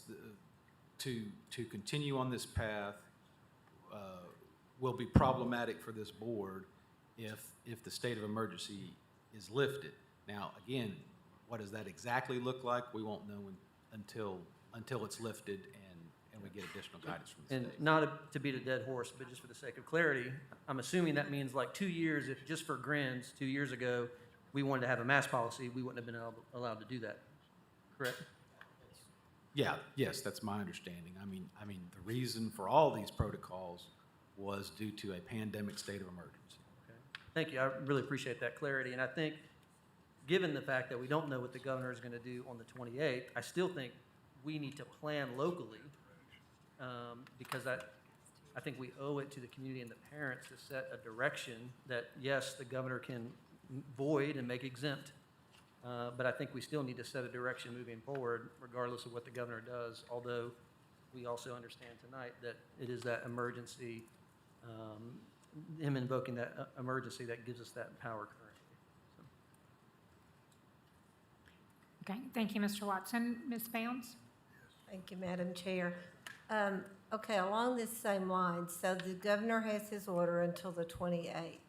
But I also, can you explain a little bit, because Knox County is in a little bit different position because we have a health department that regulates Knox County versus some of these other counties. As in, today I saw where Sevier County has officially or will officially within the next week eliminate their mask mandate. But they're not, they're in one of those other whatever counties, 75, 98, however many there are, that operates differently. So so can you explain that? Because will we still be under the Knox County Health Department, even if the governor, or does the governor's trump that? Mr. Dupler. Thank you, Madam Chair. Thank you, Ms. Bounds. So, our office has been consistent in advising not only this board, but the Knox County Board of Health that the schools are different.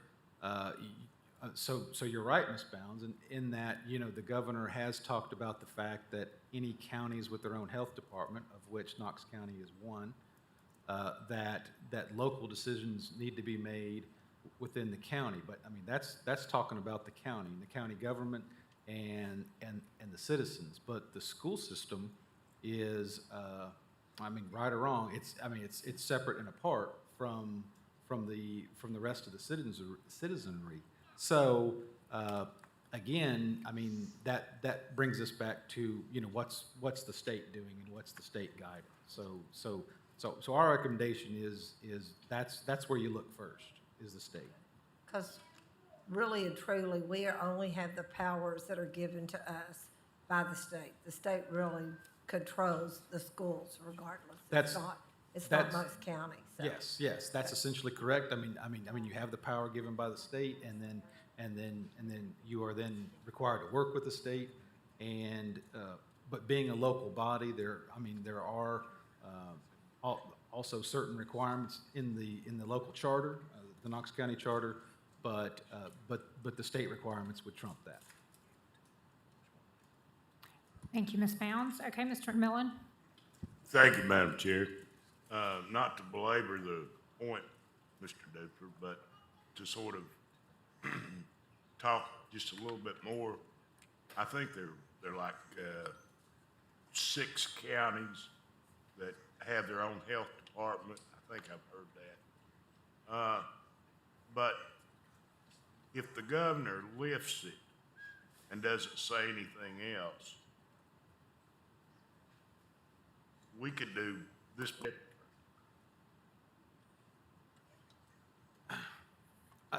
Well, Mr. McMillan, I think whatever you want to do is probably a little bit broad, but within what the state has given the power for this board to do. Okay, let me be a little more specific. Okay. What everybody wants to know is the health department, if the governor lifts, the health department has no means of enforcing this board making somebody wear a mask. If 5 members or more of this board say, we're not going to wear a mask, or if the superintendent gives a directive, and the board does not challenge it, then it would stand, would it not? Yes, it would stand within the schools, yes. Thank you. Thank you, Mr. McMillan. Yes, we're talking about the recommendation of the superintendent, and we're making that under the guidance that we have right now, which is the Tennessee governor's orders. We do not have any idea what's going to happen, but I do appreciate the guidance of Mr. Dupler. And I do appreciate one of our speakers tonight that spoke about, we have got to come together no matter what we do. And I know our board's divided, I know our community's divided, but at the end of the day, whatever we decide, we have to get behind it and just move forward, because we do have so many more important things to deal with than this.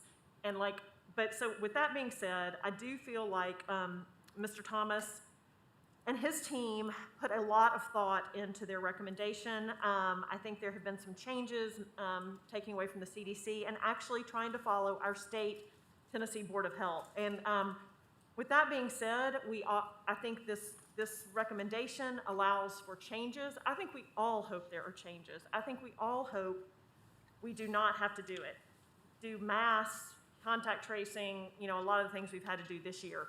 But it is April right now, and we are trying to give parents some guidance of what we're going to follow in August. And with that being said, I will support the recommendation of the superintendent. Thank you, Ms. Babb. Ms. Owen. Mr. McMillan, do you have your light on? Do you have? Sorry. Okay. Mr. Watson, do you have something quick or? I think it's quick. Okay. I know, Evie. Thank you, Madam Chair. Mr. Thomas, so I appreciate the work that happened, and I also understand the reason why we're moving toward the Tennessee Department of Guidelines, or I guess looking at it singularly instead of some other entities, because they might diverge in the future. I do have a question about the face covering section of this, just because I want to be clear. So I read the Tennessee guidelines related to that, and it's quoted directly here. It says young children who cannot tolerate wearing a mask. So when I read that, just because the context in which I live and where I work, to me it's like, well, man, kind of all those kids are young. So I don't really know what that means, and I think especially for, if this passes, our administrators, our teachers, our parents, they need to know what that means. So I know we're trying to stick with the specific wording of the Tennessee Department of Health, but I'd be curious to hear what the administration's thoughts are about what young children means, and can we make that specific? And then also, if Mr. Dupler has any guidance on that as well, that would be great. Mr. Thomas? Thank you, Madam Chair, Mr. Watson. And yes, that's pretty ambiguous, young child. So especially if you've been around as long as I have, a lot of young children. So even in high school. But in talking with Mr. Dupler, I think what the interpretation is preschool and kindergarten. But we'll be, if that's correct, and I'll let Mr. Dupler weigh in. But we'll be glad to make that change to this recommendation. If it needs to be broader, we'll do that as well. Mr. Dupler. Thank you, Madam Chair. Mr. Watson, Mr. Thomas. So, yes, I mean, we discussed this, and Mr. Watson, you're right that the Tennessee Department of Health does not define the term young children. So determine what the judges defined as young children. And there were really two different options. I mean, so that's not completely clear, but I mean, at least it was by and large narrowed to those two options. The one option was either a preschool, kindergarten type of age child, or another definition was more elementary school type. I mean, up to age 10, 11, that age. So predominantly more of the preschool, kindergarten definition, but there were cases that went through elementary. So with that, our recommendation would be the board and Mr. Thomas could choose either one. Yeah. Mr. Thomas, I think because this is your recommendation, I would like to hear what your recommendation is regarding that word, the specificity around those words.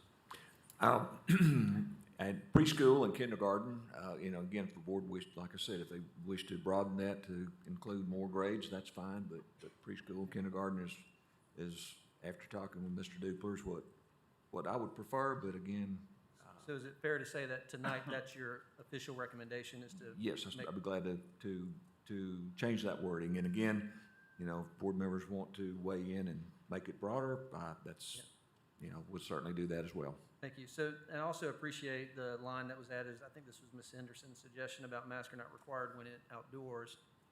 One of the things that, the efficacy of which any of our policies get fully implemented is difficult, right?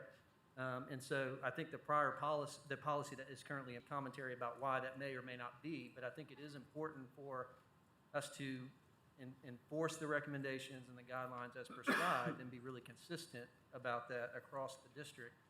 And then one last quick thing, I'm sorry. I thought it was going to be quick, and I thought it was. Under contact tracing, under the fourth bullet, so I intended to look at this in the Tennessee Department of Health, and I did not get a chance to cross-check it. I know the CDC did say recently, and I know even locally we changed it, that the contact tracing is at least 10 days from their last contact, or the 7th day with a negative test on the 6th. I think we need to add that language and be clear about it. So. Yes, sir. I'm certainly fine with researching that a little bit more and making that adjustment. Okay. Thank you, Mr. Watson. Ms. Owen, are we still coming back to you, or? However you like. Okay, Ms. Bounds, now we have 3 lights on. I think Ms. Christie may have been first. Okay, we'll just go in order. So just to be clear, because I think I got a little confused and thought we were talking about the mask policy, since that's what all their speakers just spoke about. So my comments were more geared toward the proposed Specific changes to policy. the mask policy. Okay. As far as the superintendent's recommendations, I can support these. I just want people to understand really quickly, and we don't have a lot of control over that. The superintendent doesn't have a lot of control over that. So, I think that's really important for people to know that, just because we say this today, it might look completely different. And the other thing about, the masks outside and not, maybe not having consistency in enforcement, one thing that did bother me last week, after I went home, is I feel like we kind of maybe threw our administrators under the bus a little bit, because I think that, let's face it, they and the people at their school are the reasons we could have kids alone without a mask, or a place with distancing is not possible. So I do just want to, express that appreciation for our teachers and our administrators. If there were inconsistencies there, I don't think there were any intentional ones. I think that was just interpretation of the policy, and that would be more on us than them. Thank you, Ms. Christie. Mr. McMillan? Thank you, Madam Chair. In reference to that, Ms. Christie, in my opinion, I think there will be inconsistencies, and I was thinking seriously about supporting it. But the more I think about it, nobody knows what's going to happen in the fall. There should be, by that point, there should be ample supply of the vaccine for anybody that wants it, adult or kids over 12. 12 to 15, anybody from 16 up, I guess, can get it now. But having said that, one thing we know, when they're outdoors, that they don't have to wear a mask. So let's look at sports. Everybody enjoys football, high school football, including me, and everybody will want to be there. They have contact. But that's not the only sport that has contact. Then it's followed by basketball. You also have some volleyball, I think, and some other things. And I've said this before, from a fairness standpoint, I think if you let one do something, they all should be entitled. I don't care what we're talking about, singing inside, spacing them out, but I don't think they should have to wear a mask. And I just pick singing at random. And for that reason, I almost bet you that if we pass this, whether it's intentional or unintentional, maybe not by the administrator personally, but there will be different interpretations by different teachers who are charged with enforcing it. For that reason, I'm not going to support it. I know you spend a lot of time, Bob. Madam Chair, for our conversation, can you control the crowd with the clapping and stuff? So Yeah, if we can refrain from clapping so that everyone can hear speakers, that'd be great. Thank you. If you want to vote it and make it 8-1, that's fine. And it's not because I'm supporting the people necessarily that have spoken. Remember, from a fairness standpoint, kids in school are the most unlikely, that's the most unlikely place that they're going to get it. Do you think when they leave school, do you think they go to Walmart or go somewhere to eat or party with their friends? And yes, they party with their friends on the weekend. We can't control that. nor would I want to control it if I had it within my power. So I think we're just trying to pick things apart and create a situation for everybody. Now, if you want to send your kid to school and you want them to wear a mask, I think there's nothing wrong with that. Or if you want to send them out on a sports field wearing a mask, that's your decision to make. But again, we don't know what fall will bring, but I'm pretty certain, as a matter of fact, I would bet a lot that the TSSAA will. Ms. Bowden? Thank you, Madam Chair.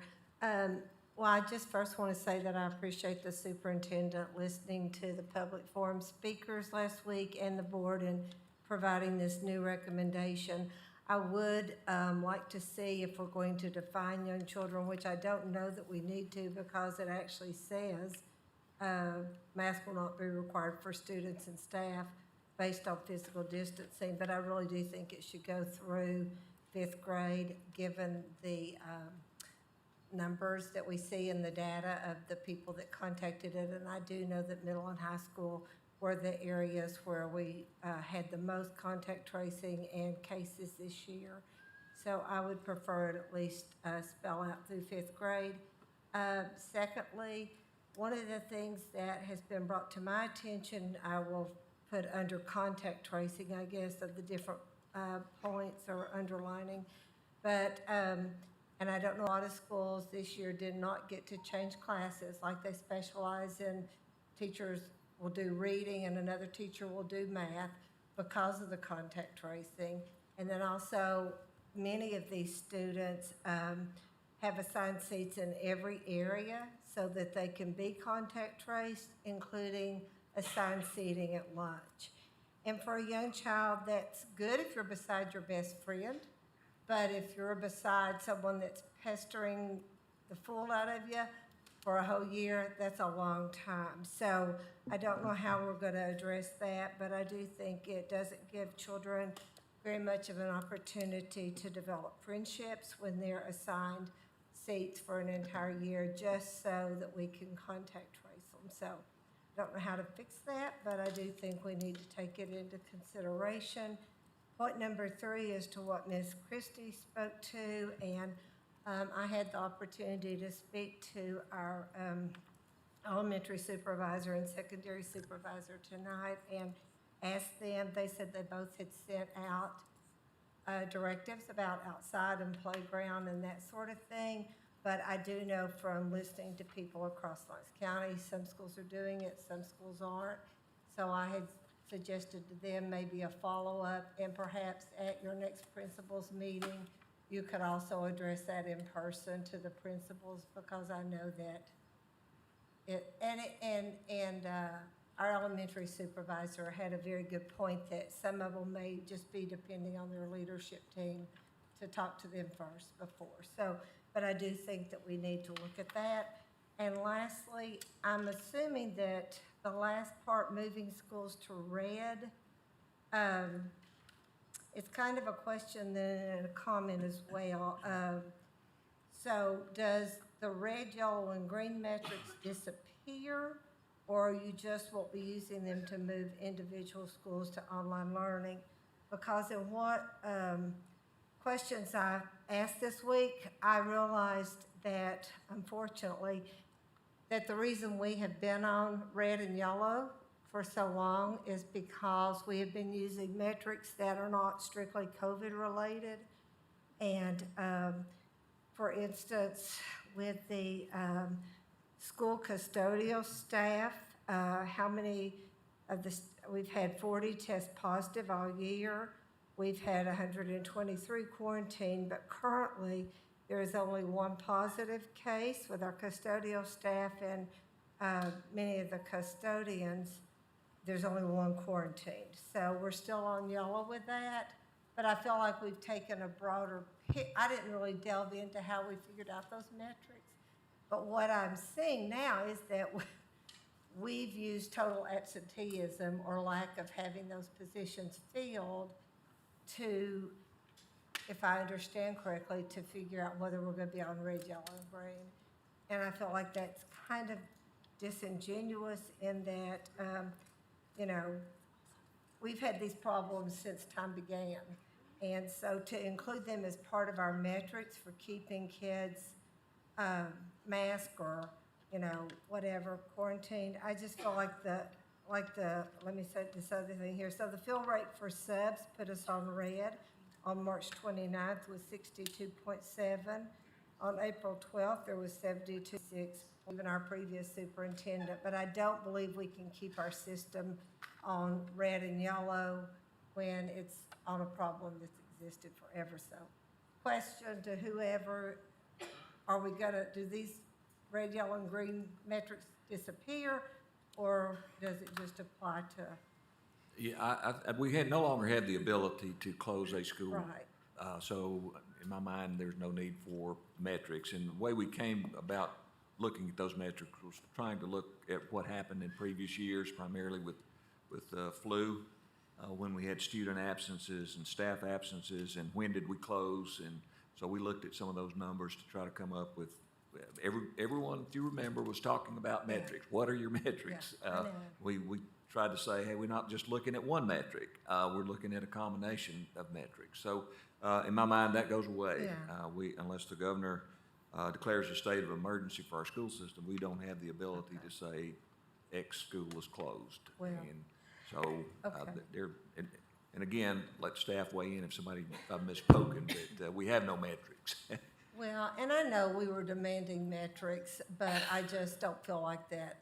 I mean, we've been on green for a long time in a lot of areas, except for custodians and substitutes, and those people are very important to running our schools, but it's not indicative of the number of COVID cases, and it's not related to COVID. It's related to the fact that we can't get subs and custodians, but thank you.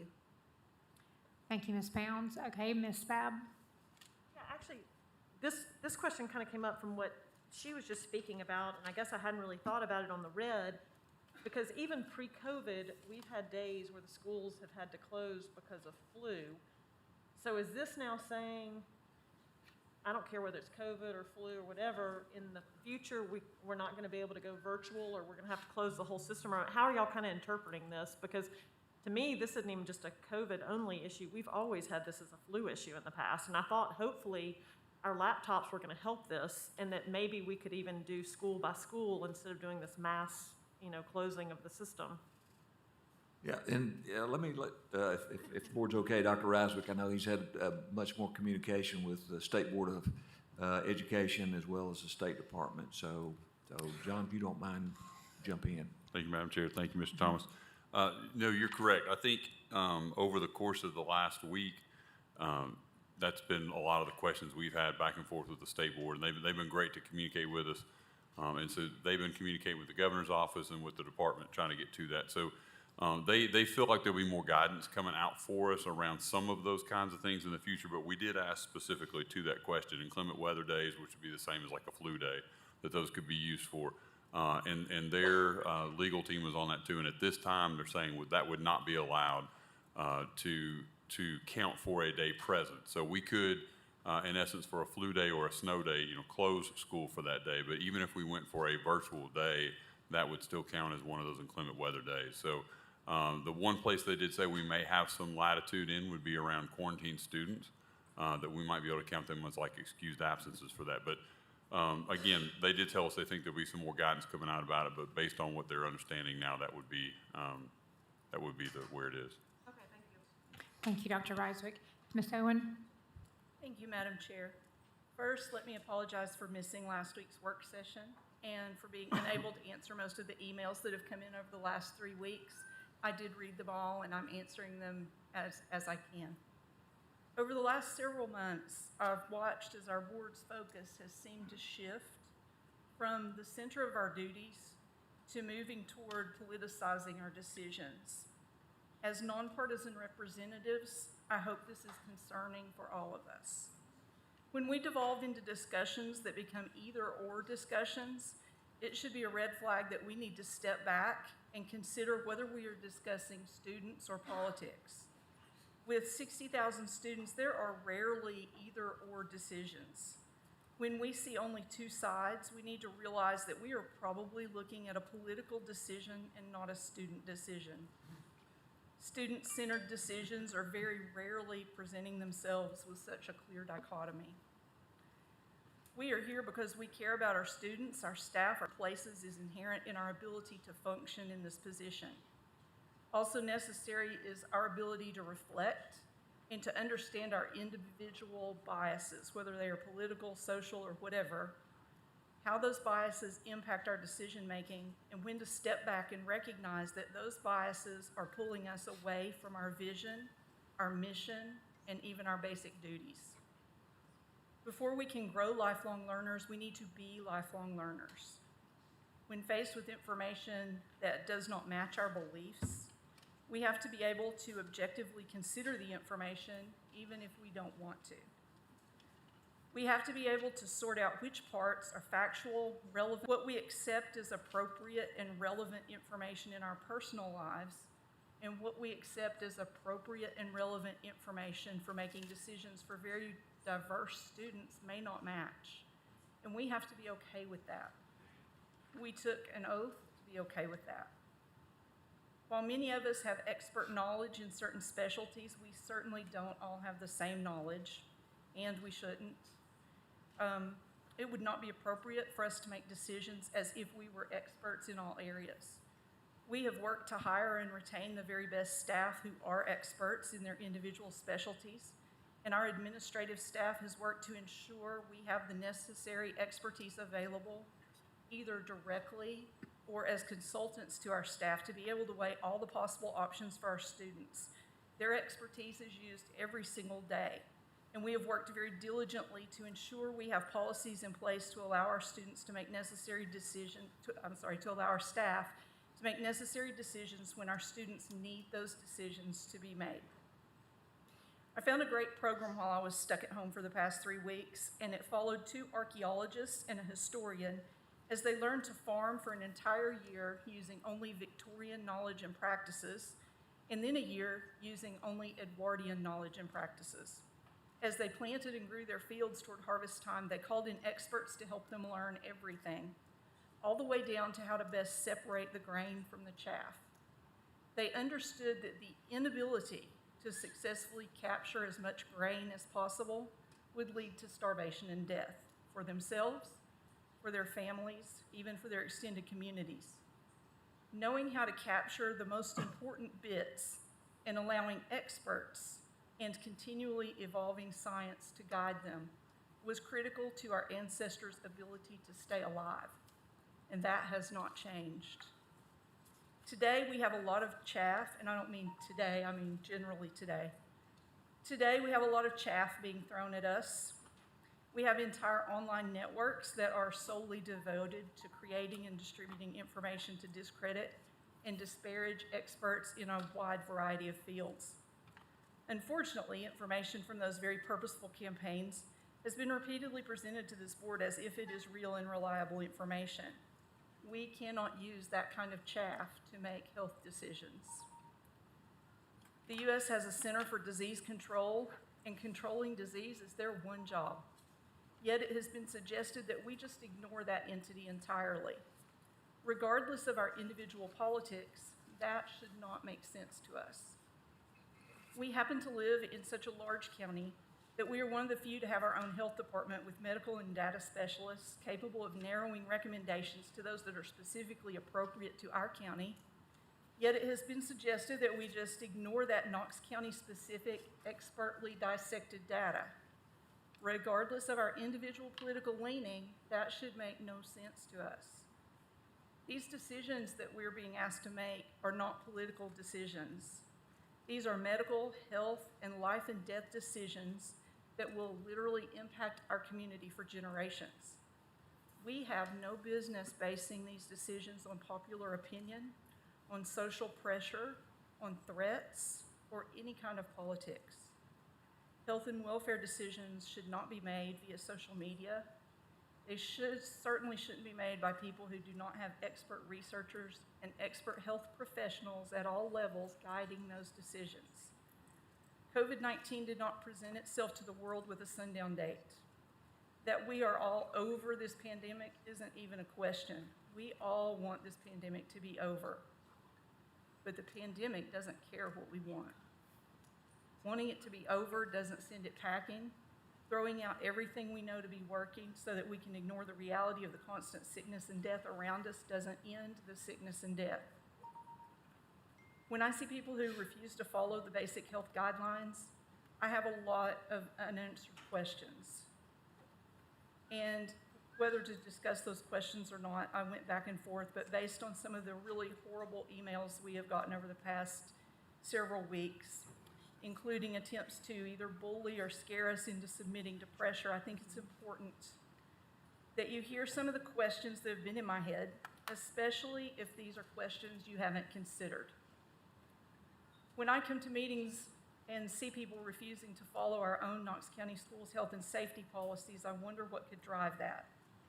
When I see people being encouraged to enter and allowed to remain in the AJ building while refusing to follow the health and safety policies we have put in place, I wonder how that can be happening. Knowing that we have a duty to communicate the needs of our schools to the public, I am very confused by the nonverbal communication that we share with the community. Most distressing to me is that I can't help but wonder why my life is not worth protecting. I don't need a kidney and I'm not asking for a liver. I just need people to contain their own spittle and sputum. I need the moist droplets that we can clearly see when we breathe on a glass to be contained as much as possible. I need the people around me to help contain any viral particles they may be carrying and to keep them out of the air that I have to breathe as much as possible. When we talk about requiring safe footwear, there's no huge debate. We all know sandals aren't safe in PE class. We all know we have to wear shoes when we go into businesses to avoid spreading disease. But this little piece of cloth that has been proven again and again to be the main thing that is working seems to be too much to require. And when I look at my life next to a strip of cloth, and I'm told that using this is too much of a hardship for people to bear, to save people from a horrific virus, that's something I can't wrap my mind around. Our country has allowed the health and safety of our people to be led by politics rather than experts in science. And had we made decisions to fully follow our health experts this time last year, maybe this pandemic would have ended long ago and we wouldn't be having any of these conversations. If we as a body choose to bend to social pressure rather than medical and health expertise, we could be stuck here for a very, very long time. Regardless of the time this pandemic actually ends, we all know that it will not conform to any political end date we try to impose on it. Doing our jobs involves helping the community to understand the reality of our situation, and helping the community to do the opposite, which would be to ignore the reality of our situation, cannot help us out of it. Thank you. Thank you, Ms. Owen. Mr. McMillan? Thank you. Excuse me. Thank you, Madam Chair. Since we had to sit here and be lectured, I think I am entitled to make a comment since I probably feel like she was talking on a couple of points to me. Number one, if you're talking about me not wearing a face mask, Miss Owen, I wore one in the building until I got in here and in my seat. Number two, I've had both my shots. I had the second one the day after Valentine's Day. So you said something about political. You brought it up. I hadn't even thought about it until you brought it up. But if you want to talk about being political, I guess the way you look at it, it could be considered that a little bit. Not by me, but I don't have any faith, and I'll say this publicly. after the other night, I don't have much faith in what Dr. Buchanan tells us. Because I think she enjoys holding us hostage. And who knows how long that would go on if she could do that. When she told me that the CDC was less political now than it was 60 days ago or 30 days ago or whatever, I would strongly disagree with that. I think, but that, that could be debated. But anyway, I just felt like those are my thoughts. And, if I offended you or you think you might catch COVID from me, I would suggest you stay away from it. I never intended to offend anybody, but I felt the need. After you lectured us for the length, you were right about one thing. When you said it was long, it was. Thank you. Thank you, Mr. McMillan. Ms. Owen? Madam Chair, if I could respond. I am very sorry if my personal feelings on this issue have come across as being directed at an individual. They are not directed at any individual.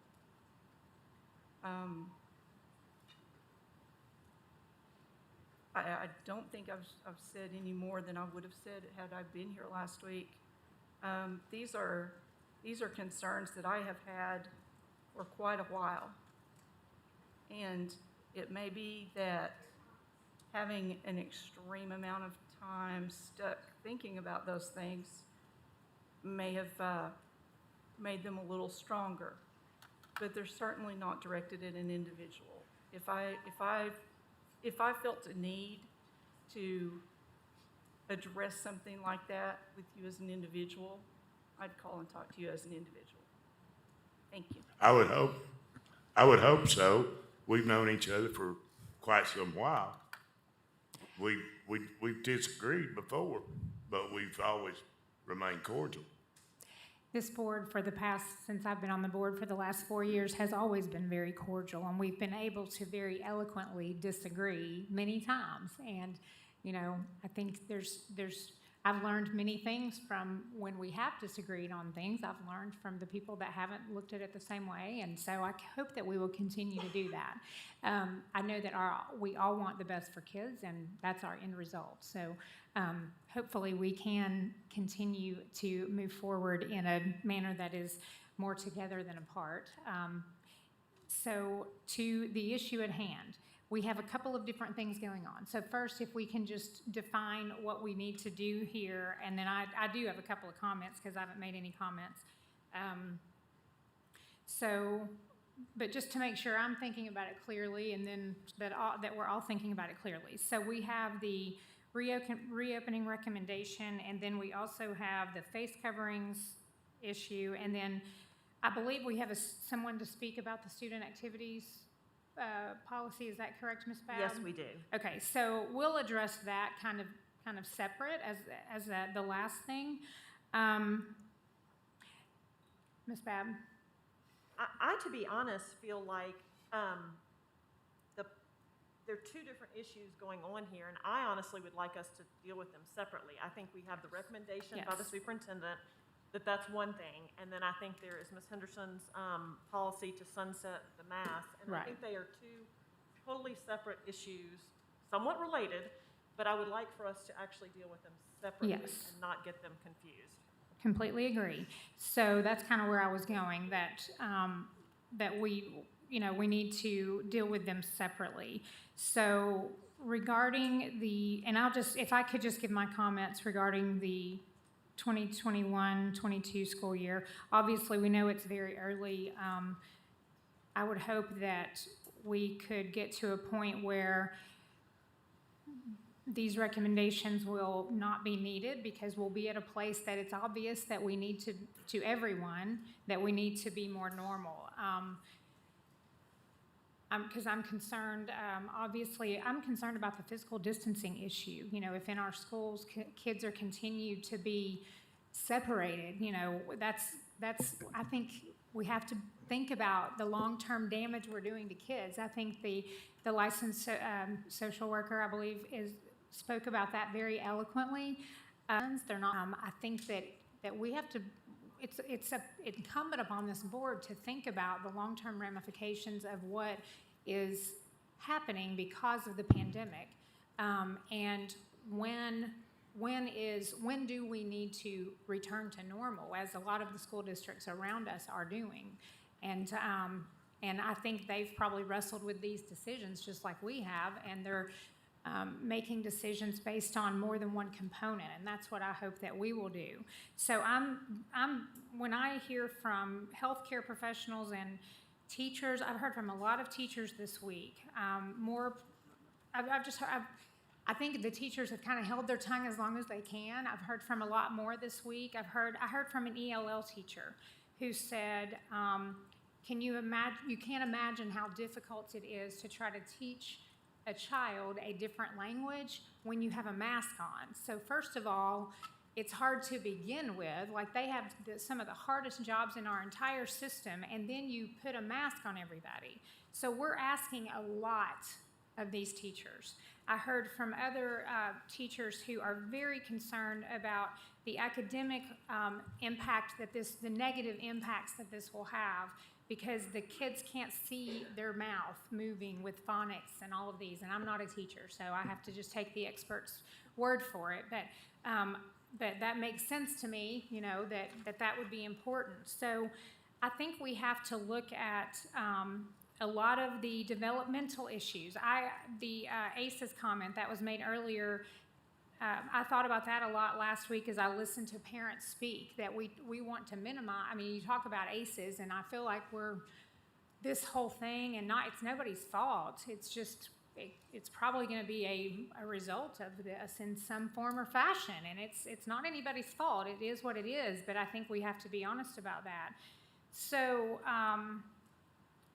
my concern with making decisions right now, and it's difficult because everybody wants to know, parents need to make decisions.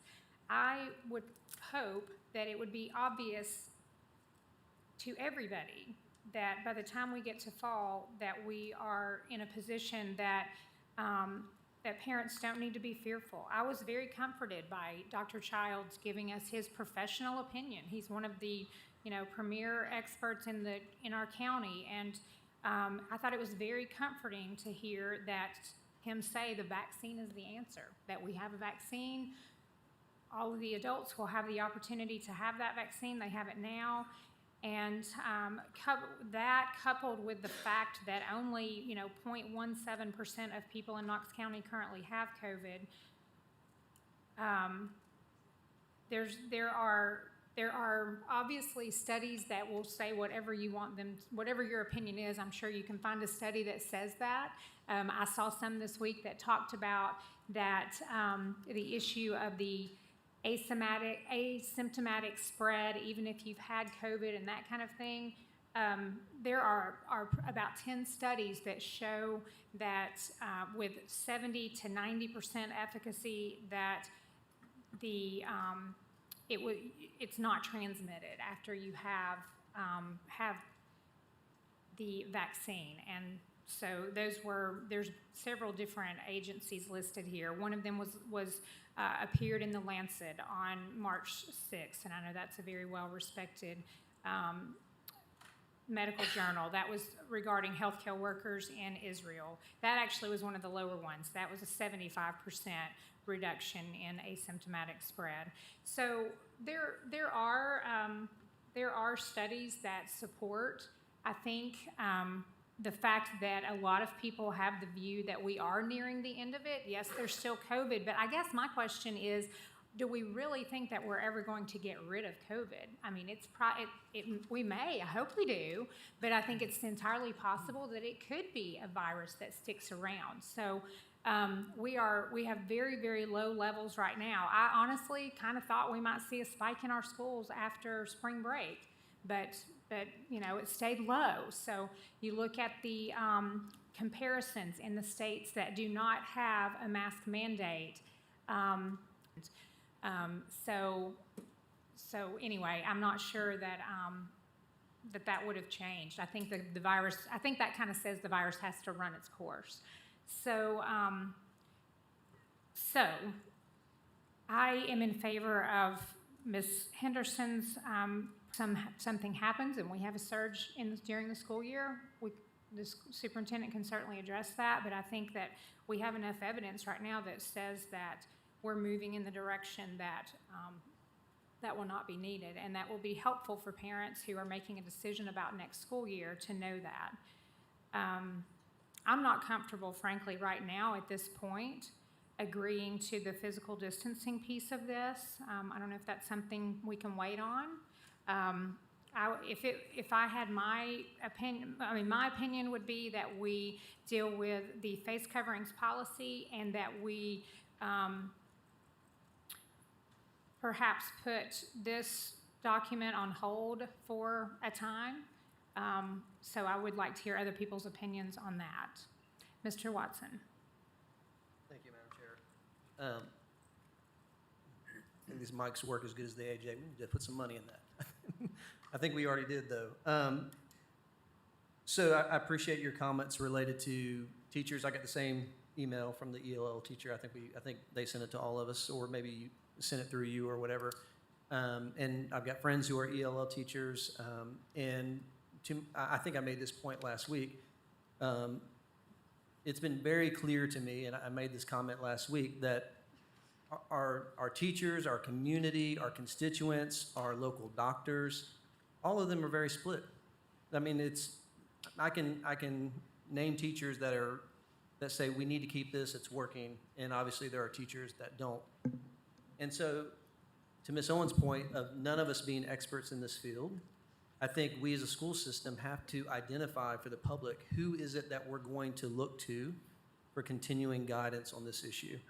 And it needs to be consistent, because we can't change who we're looking to all the time. I think for us just to make a decision about the mask policy and not do something with the recommendations from the superintendent is a little short-sighted, in the sense of the whole mask policy was birthed out of recommendations from the superintendent. I don't know how in the world we can make a decision related to a singular policy that was connected to a reopening plan unless we're going to address how we're going to shift that. And to me, again, I think the part that we need to be really clear about, and I think there's an attempt to do that in these recommendations, is to say, as a school system, we're going to look to for guidance, and who we're going to tell the public we're going to look to for guidance. I don't know how you continue to move forward and not have this debate every month. I just don't know how you do that. Thank you. Thank you, Mr. Watson. In addressing government's recommendation, it would put it after that date at the May meeting, and we might have further. Thank you, Ms. Bounds. Ms. Henderson.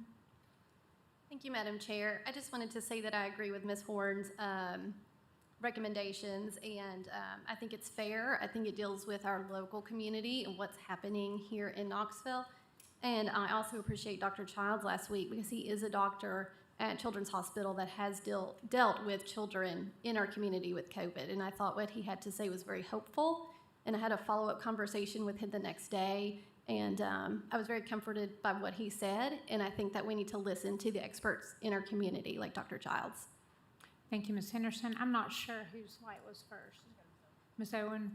Thank you, Madam Chair. I would just like to ask that when we look at these issues, that we do them in the order that we approved in the agenda changes at the beginning, and that we look at the superintendent's recommendations first and then move to the mask policy. Yes, that's the plan. Thank you. Ms. Babb? And I really would just like us, now I would like Ms. McMillan to come back, but I would like us to take a vote on this. I mean, I think we've kind of talked it to death. I mean, unless there's just really something that somebody else has done. You know, I think, I don't know where we all stand, but I think it's kind of at the point that we do just need to go ahead and take a vote on it. And I don't know if I need to make a motion to take a vote on it. Okay. So we had a motion for discussion and possible action by Ms. Christie and Ms. Babb. So if someone wants to make a motion, we can entertain that. Mr. McMillan is not here, so we may want to He'll be right back. I mean, I Can- don't, We can take a recess, right, since we don't have a motion on the floor. Since we do not have a motion on the floor, I recommend that we take a 5-minute recess and come back at 7:36. Thank you.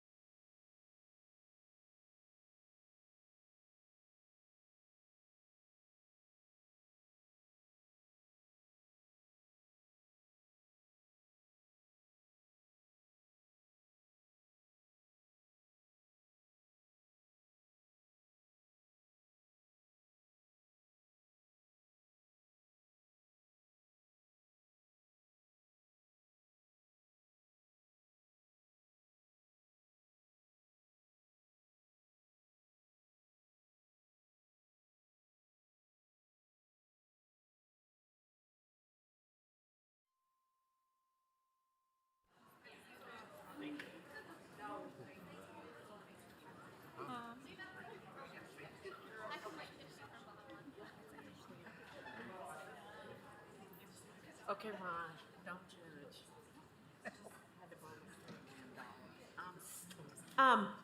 There was an error on, public forum, and we want to say we're sorry, but we have one more speaker on this topic, and we're going to give, him 5 minutes because, there was just a mistake that happened.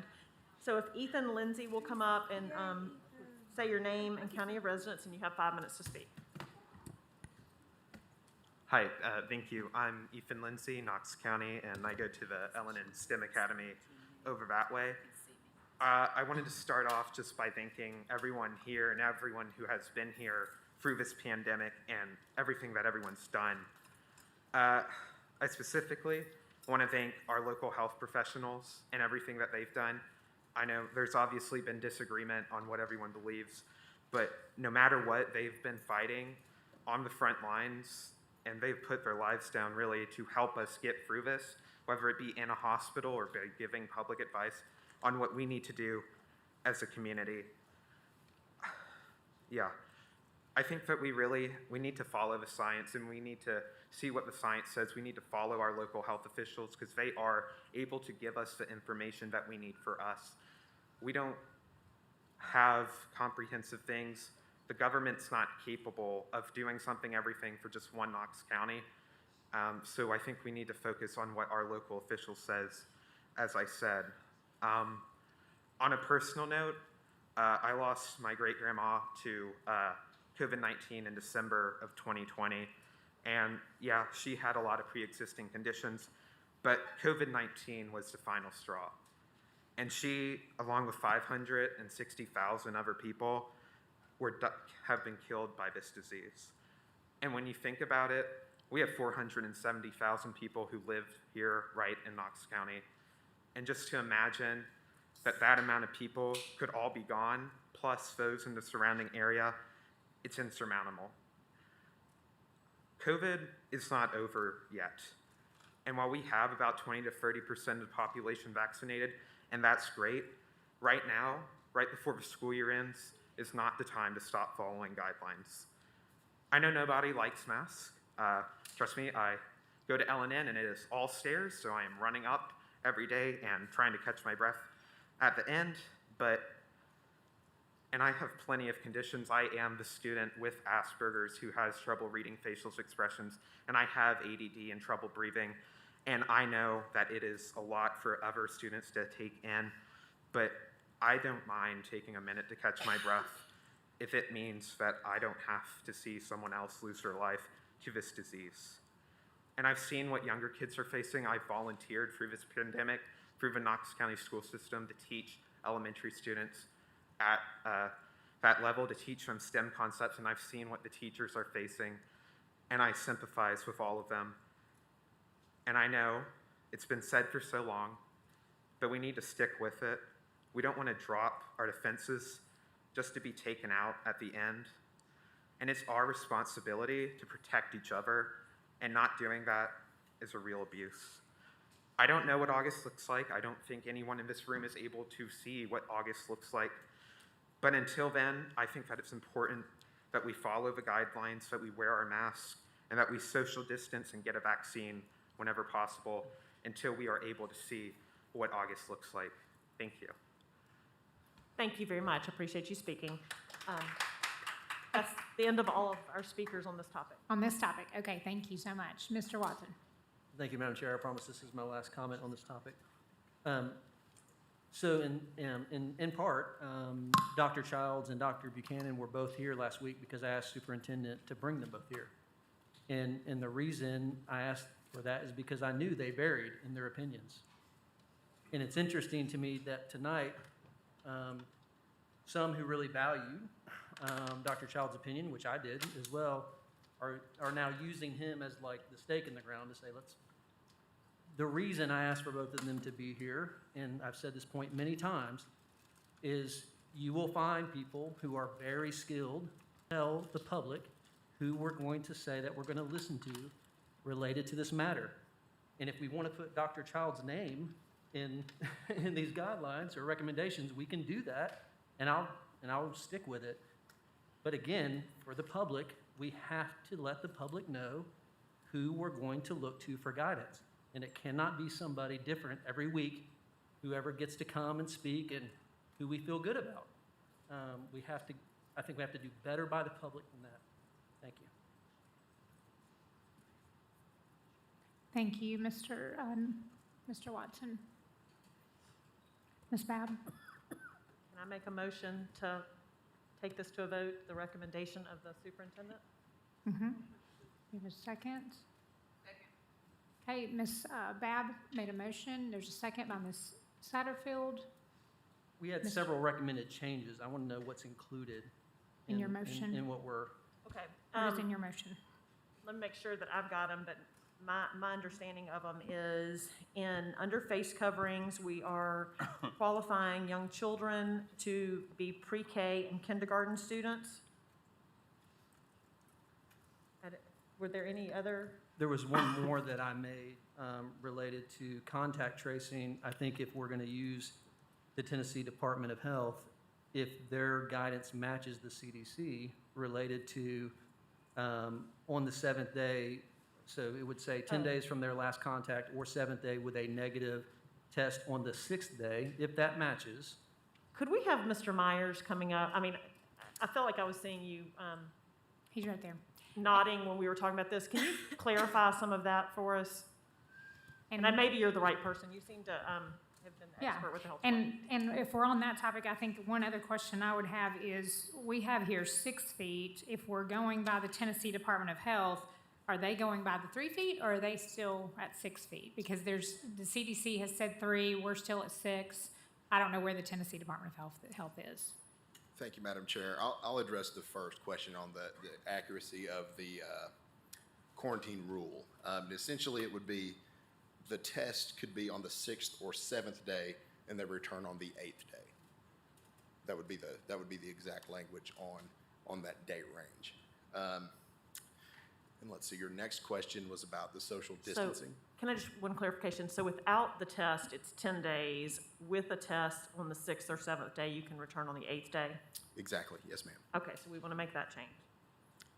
And then the next question was on the social distancing. So the social distancing recommendations do mirror one another. So it's 3 feet for elementary school students. I think the point of concern, as I understand it from members of the board I've spoken to, is how it relates to contact tracing.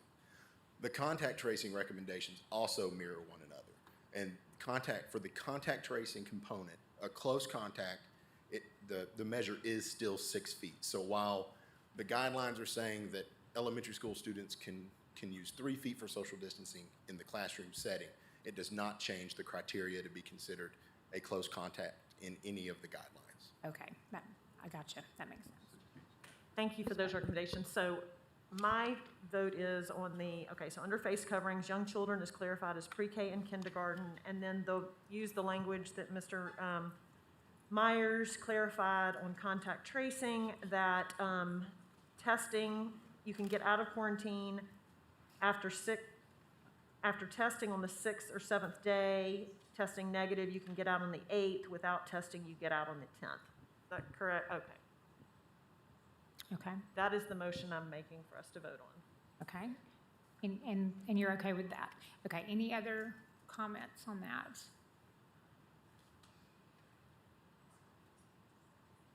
And we'll do a roll call vote. So, Ms. Coatney, if you want to start with District 1. Ms. Satterfield? Yes. Ms. Owen? Yes. Mr. Watson? Yes. Ms. Babb? Yes. Ms. Henderson? No. Ms. Bounds? No. Mr. McMillan? No. Ms. Christie? Ms. Horn? No. Okay, so it's 5 yes votes and 4 no votes. So so this passes. And now we will move, actually, unfortunately, the way our policies are listed, we have said we're moving them as they are, if I'm not mistaken. We have the student activities listed first, and then we have face coverings listed. So is that correct, Ms. Coatney? That's the way we said we were going to move it? So that means that we have to now go to student activities and then back to face coverings. Isn't that nice? So, not well thought out. Sorry about that. We have one speaker on the activities, and it is Tana Nicely.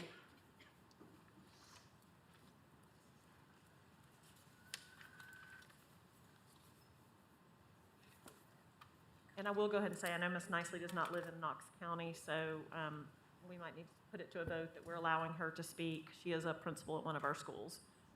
Okay, so are you making a motion, Ms. I'm Babb? making a motion Okay. to let Ms. Nicely speak. And Ms. Christie seconds. Do we have any discussion? All in favor? Aye. Any opposed? Motion carries. Thank you, Ms. Nicely. If you could just give your name and county for us. Thank you. Superintendent Thomas, Board Chair Horn, and all these wonderful people, I just want to say thank you for everything you're doing for us. I'm a principal in Knox County School, a very proud principal who has lived this Knox County School plan and the district plan for this past year. So thank you for everything you're doing, and you're doing a great job. And I'm so sorry for some of the ugly comments and emails, but just know administrators in this district really honor you. So I'm also here tonight, though, besides being an administrator with the Knox County School Systems, I'm also president of the Knox County Education for Elementary Principals. So that's a KCEPA. So I'm here representing the Knox County Elementary Principals. And so as their representative, as you consider policy J462 and any other amendments to our Knox County plan during this challenging time, as an acting principal that's lived this plan, and as a representative of all the outstanding KCS elementary administrators, I ask for you to carefully consider the ramifications of such changes at this time of the year. In reference to the proposed J462, we are already working toward making things as normal as possible for our children.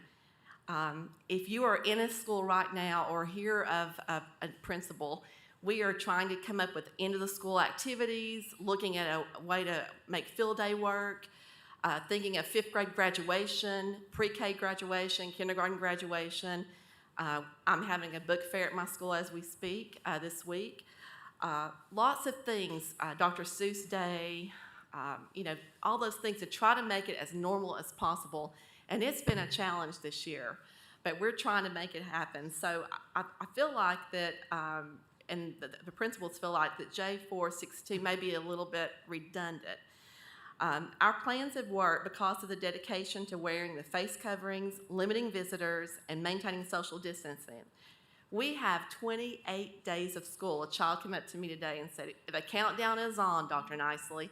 28 days. We are also getting ready to go into standardized testing. So we are really finishing I love football too, Mr. McMillan, and so we're on, we're in 4th and goal, and we're getting ready to go for the touchdown. So we only ask that we finish the school year with our school plans in place. We would welcome being part of the conversation moving forward this summer so we can have our kids and our families back in our schools in fall of 2021. Thank you. Thank you. Okay. Ms. Bounds, did you have a comment, or we want to let Ms. Henderson speak first since it's her proposal? Thank you, Ms. Henderson. Thank you, Madam Chair and Board. I want to thank you for your words. I appreciate that. Sorry, hold on one second. Can we have Ms. Coatney read the item first, and then we'll come back to you? So I sorry. apologize. Approve first reading of new proposed Knox County Board of Education policy J462, student activities. We have a motion. Do we have a motion? Yes, there's a motion. And is This- there a second? Okay, we have a motion by Ms. Owen, a second by Ms. Bounds. Okay, Ms. This is Henderson. where- Yeah, so I make a motion to suspend board policy B200, policy development adoption, and the requirement for 2 readings on this policy, and to approve new board policy J462, student activities, on 1 reading. Okay. So this motion, so we have a motion regarding the policy. That motion is to adopt it on first reading. So do we have a second on that motion? Okay, Ms. Bounds seconds that motion. Okay. So Ms. Oh, Ms. Henderson, did you want to speak to the policy J462? Yes, thank you. I just wanted to clarify some things. I think there was a misunderstanding among principals today that this was requiring them to change their current plans or require them to have parents in attendance, and that is not the intention at all. I talked to many of the principals who were on that call today, and after I got off the phone with them, they did understand my intention from last week, which they were supportive of. So I'm finding, and I've talked to parents every day, PTO presidents every day, and finding a disparity that some schools aren't doing the extent of activities that they normally do. And I understand these activities are different. I get that. And some schools are in a safe manner. So this just adds clarification to the current plans that principals can still do these activities. They're encouraged to do these activities, not required, not to change anything that they're currently doing, just to encourage those students to have these opportunities. A lot has been taken away from these kids this year, and this just adds clarity to add a little normalcy to their lives. And my intention wasn't to require anything for them. I hope that helps a little bit. Okay, I think Ms. Bounds was next. Well, I first want to say I like the redirection from the. Excuse me, Madam Use your Chair. mic. Yes, I like the redirection that Ms. Henderson worked at from a reporting to complaints only on line 8. I did have a question as how this policy impacts parents and the community involvement, because I did receive an email from one of my schools who was comfortable with the policy, but just for students only. And to Ms. Henderson's point, I don't think this policy changes anything that the principals have already planned or are planning to do. I think it just strengthens it by letting them go forward with freedom to do so, because as I mentioned earlier tonight, there is still disparity on the playgrounds, and some schools are requiring masks and some schools aren't. So I think this just gives principals the freedom. And I would, if I heard you correctly, Ms. Henderson, this is basically for the students, not for parents and community involvement, right? Yes, Ms. Bounce, that is correct. And on direction of one of the principals I spoke with today, I did add to the policy, which you all have a copy of, in the red line that says to accommodate student participation.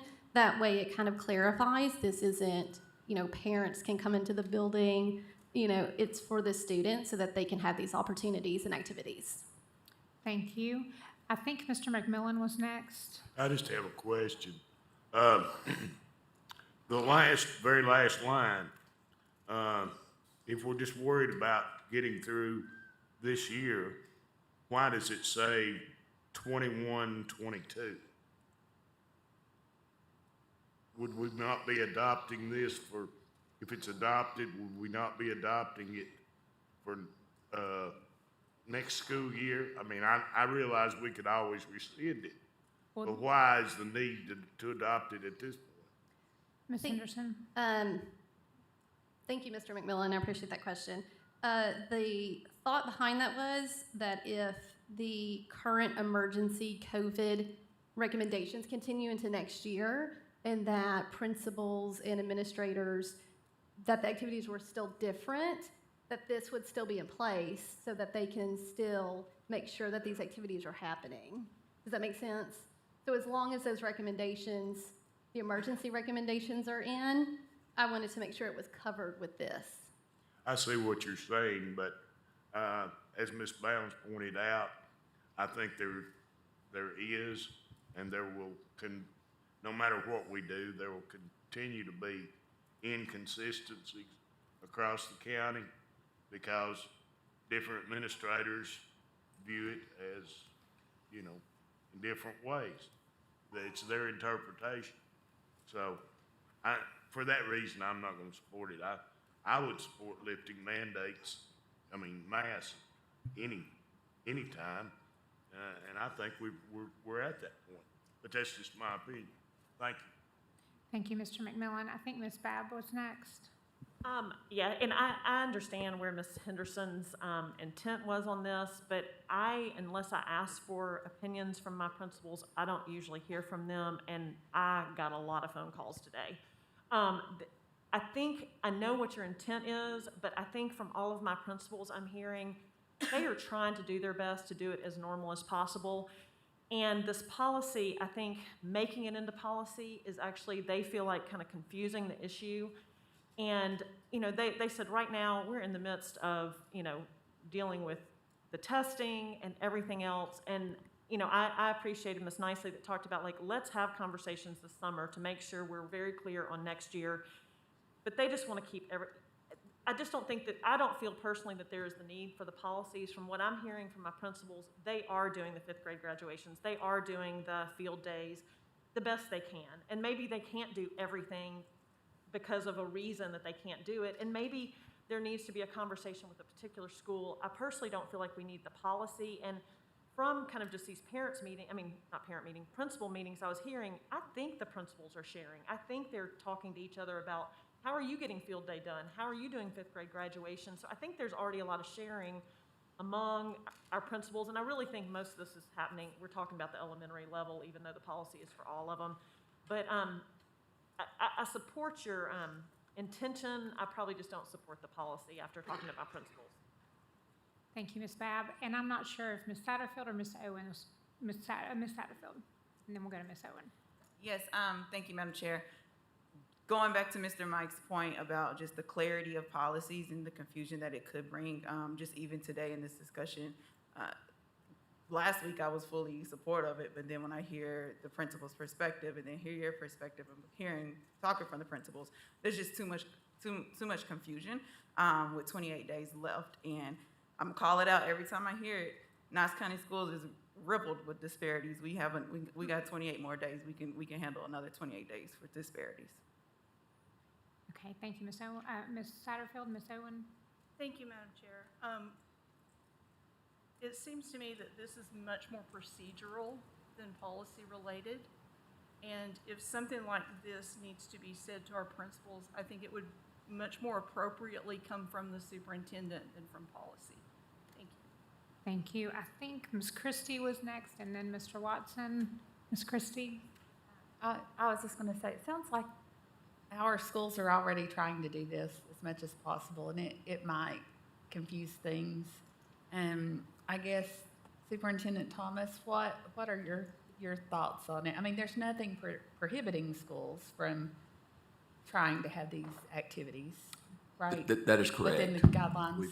We've tried to work with, of course, our grade level directors and through our principals and so forth to try to do as much, as normal as possible, still trying to maintain safety as well. But yeah, we've tried to be as flexible with it. But if the board approves it, certainly we'll carry it out. But I do feel like our principals and schools are doing everything that they can possibly do, as Tana mentioned, to end this school year on a positive note and give students the opportunities that they've been used to getting. Thank you, Mr. Thomas. Mr. Watson? Thank you, Madam Chair. You can call me Ms. Watson, it's okay. So sorry. It's all good. Ms. Henderson, I just wanted to say again from last week, I completely understand where you're going and what your intent is, and I think we want everybody to have a tremendous opportunity in Knox County Schools for all these different types of activities. I do think, to Ms. Owen's point, it is more procedural. I did want to clarify something, Superintendent. There is the section in line 8 about complaints.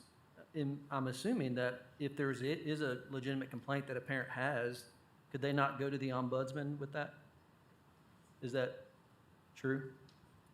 That would be appropriate, or in bringing it through the grade level, the ombudsman or grade level. If they feel like they're not getting somewhere with their school staff, they could elevate that to the ombudsman. It would need to, if it's something that's happening or supposed to happen pretty soon, we can't sit on it. So it'd have to be dealt with pretty much immediately if it's some activity that that's within. I just want to make that known to all of our constituents and parents out there that for those who are not familiar with the role of ombudsman, that is a place to take a complaint when you're teachers, but that is a central place that you can go. Thank you, Mr. Watson. I'm sorry. I'm having trouble with names. So sorry. I'm looking at Ms. Henderson. Let's go with her.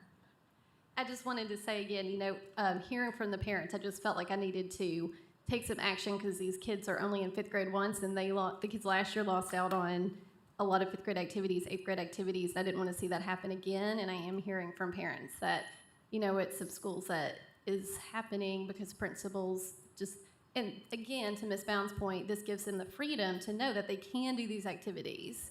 And if it does pass, I agree with Mr. McMillan. I would change where it says sunset at the end of 2021-2022 school year to sunsetting at the end of the emergency policies. Okay. So that would be your amended motion? Yes. Okay. Okay, and Ms. Bounds, are you okay with that amended motion? Okay, all right. Any other comments? No? Okay.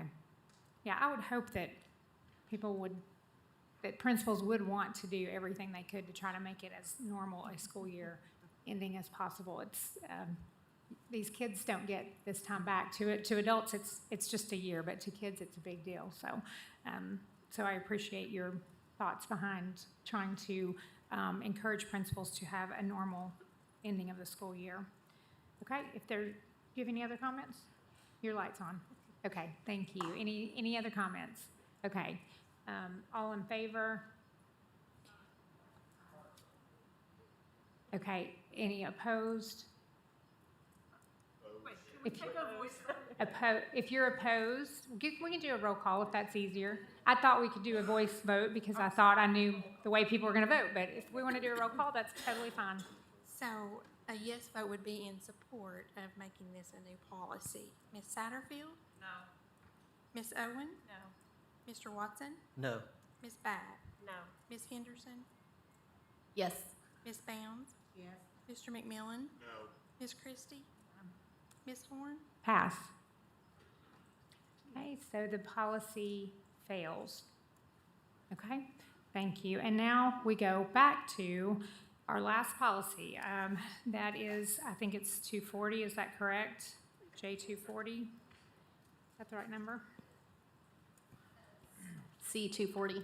C240, thank you. Okay, so we have the motion on the floor or we don't have a motion, so I'm sorry. Ms. Coatney, would you like to read them? Approve first reading of Knox County Board of Education Policy C240, face coverings as amended. Thank you. Okay, Ms. Henderson. I make a motion to suspend Board Policy B200, Policy Development and Adoption, and the requirement for 2 readings on this policy, and to approve Board Policy C240, face coverings as amended on 1 reading. Okay, do we have a policy, do we have a, hold on.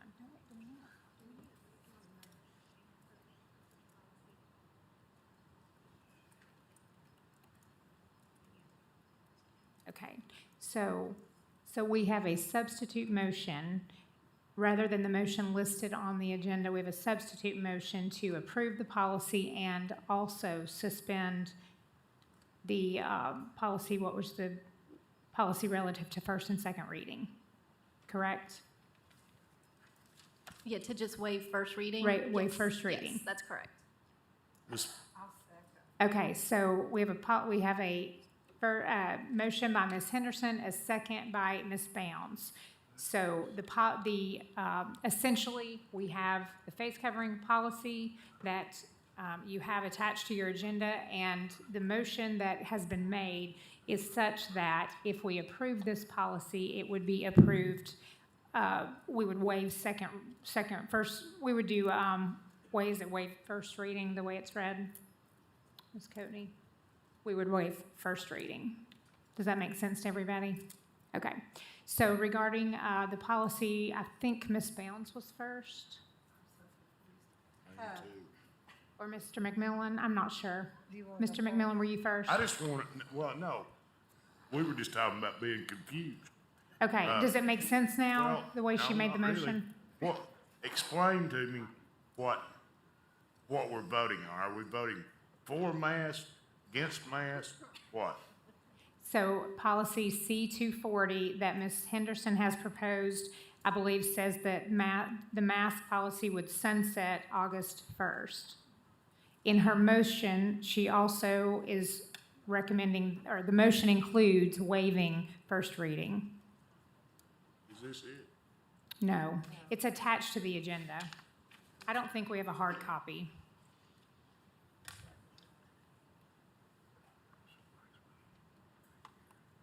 Mr. Dupler, did I state that correctly? Okay. That's very confusing. I don't think we typically do not waive first reading on a board policy when we're reading it, so I think that I don't is really care confusing. about that. But that's the motion. I'm gonna vote against it, so just go ahead.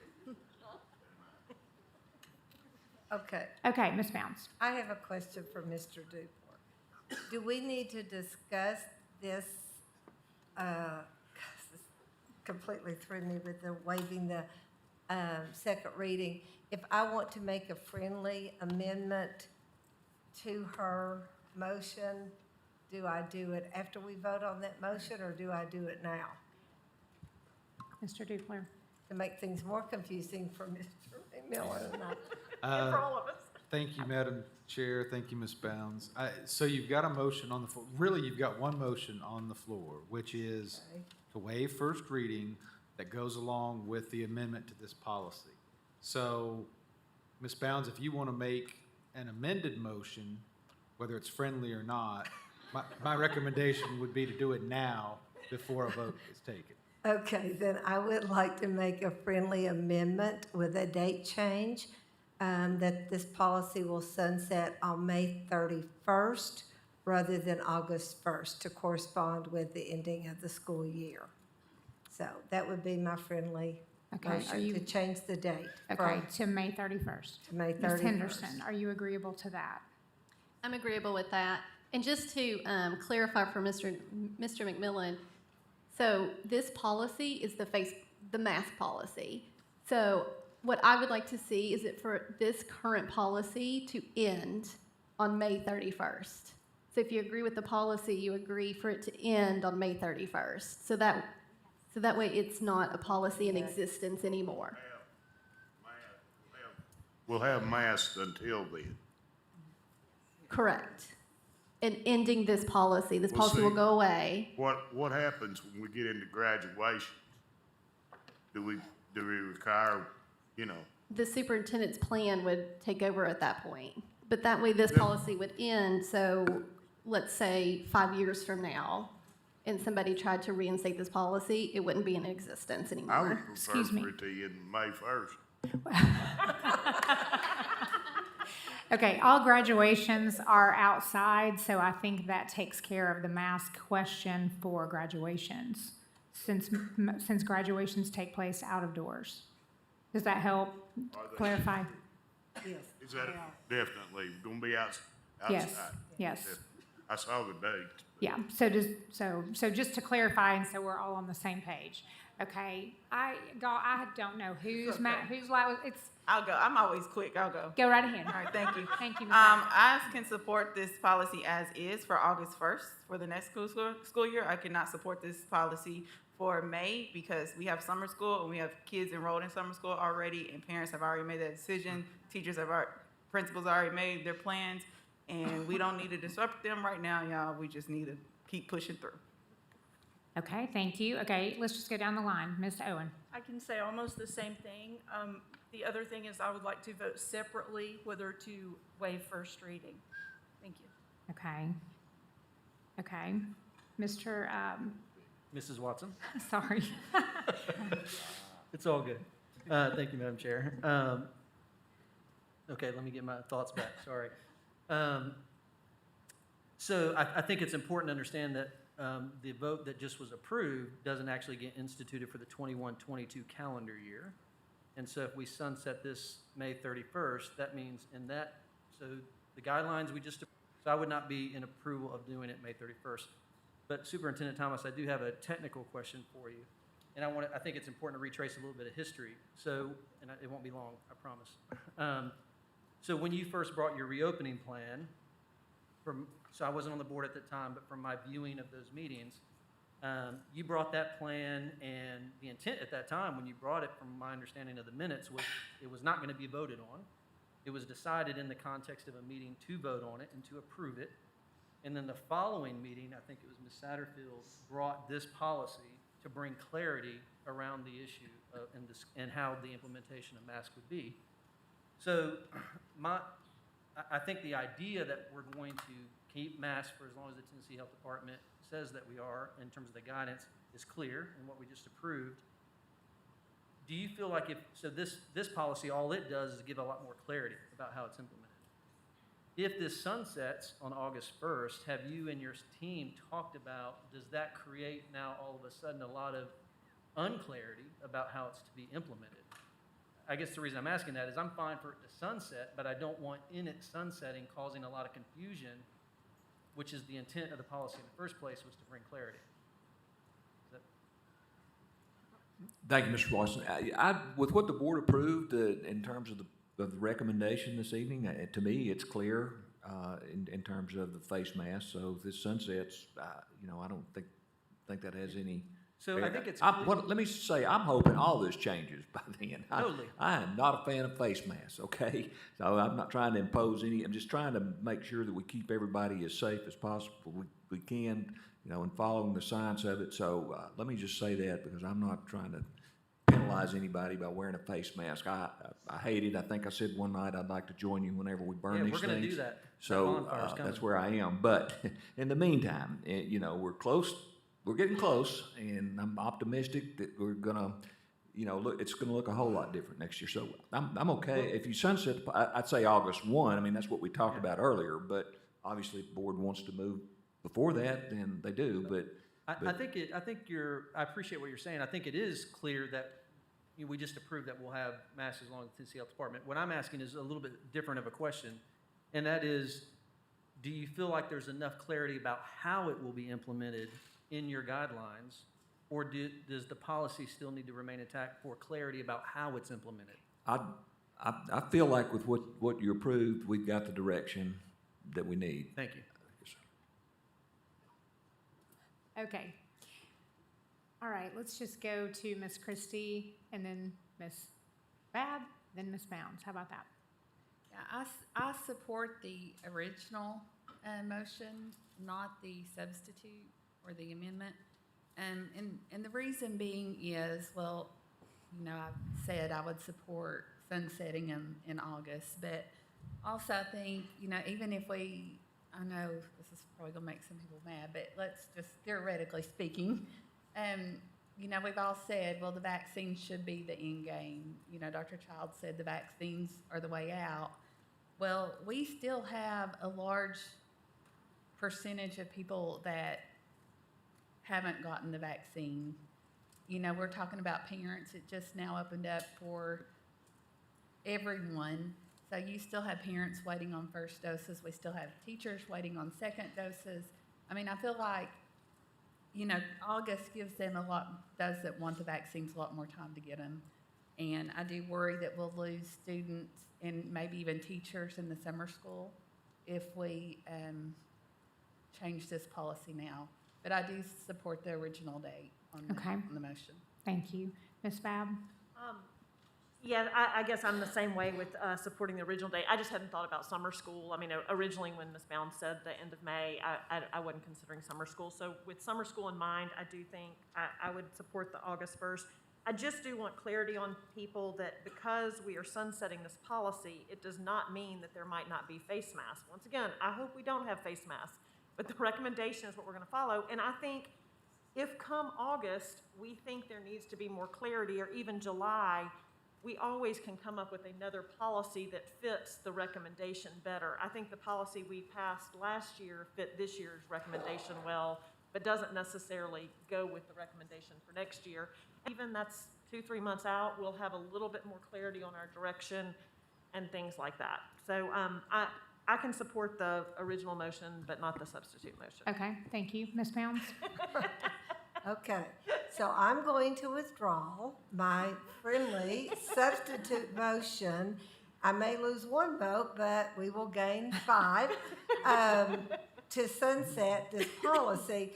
However, I would like to say that in summer school, depending on the number of students and based on what we just passed, when physical distancing is feasible inside KCS facilities, masks will not be required for students and staff. So if we can separate all these kids 6 feet apart this summer and we only have 5 in a classroom or however many, then they wouldn't have to wear a mask anyway, according to this policy. So I will withdraw my motion if you will agree. Okay, and we if I vote on it. can, since Ms. Henderson made the motion, we will need a new substitute motion. If you agree with what Ms. Bounds just said, we would need you to, you would go back to your original motion, I think, that. Do I need to read the original motion to You waive do. first reading, correct? Yes, please. Okay. So this is a That new way substitute we motion. do not have to talk about masks anymore. I make a motion to suspend Board Policy B200, Policy Development and Adoption, in the requirement for... Can I interrupt just one Yes. second? Because Ms. Owen already made a comment that she would like for us not to consider the waiving in the same policy. Can we just separate those? Yes. Okay. What does that, hold on, what does that mean? I'm getting confused. It would, we just make the motion to suspend the policy, yes or no, and then do the face mask vote. Okay. So it's up to you. It's your motion. That was her request. To suspend the policy, to suspend the motion. The first reading policy. Just to separate them. Okay, that's is what fine. they're Yes. asking. Yes. Yes. Okay, so can you just make that motion for that first, the first and second reading portion of it? Just read the first part of your Just- motion there and stop. Just read this again. I make a motion to suspend Board Policy B200, Policy Development and Adoption. Stop. Oh, keep going. Stop. Perfect, thank you. Is everybody clear? We're only discussing whether we're going to suspend that policy for the moment. Yes, can you also specify the policy that you're requesting that for? Board Policy C240, face coverings. Okay, Call for the question. okay, so, do we have a second on that? Okay, we have a second, we have a motion by Ms. Henderson, a second by Ms. Christie. Any discussion? Mr. McMillan has called for the question, so I say we vote. All in favor? So we're only voting on suspending the policy to suspend first reading on policy C240. Is that clear? Okay, can everybody hold their questions until after we vote on this? Okay, all in favor? Aye. Any opposed? Motion? You're opposed? Okay, it's 8-1. Motion carries. Thank you. Now, if we will go to,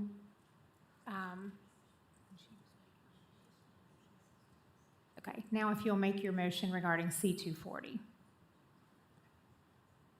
So I read this whole thing again, right? Or, Only the portion regarding C240. okay.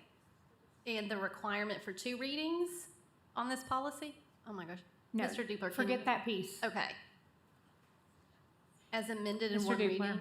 I'm so sorry, Mr. So, Dupler. no, that's fine. So, Ms. Henderson, all you need to do now, so the policy about a first reading has been suspended for this particular motion. So your motion now needs to read, you are asking for the amendment to policy C240 as it appears on the agenda. Okay, so I make a motion to ask for the amendment for C240 As it appears on the. as it appears. Okay, we have a motion by Ms. Henderson, a second by Ms. Christie. Now, we have simply C240 on the table.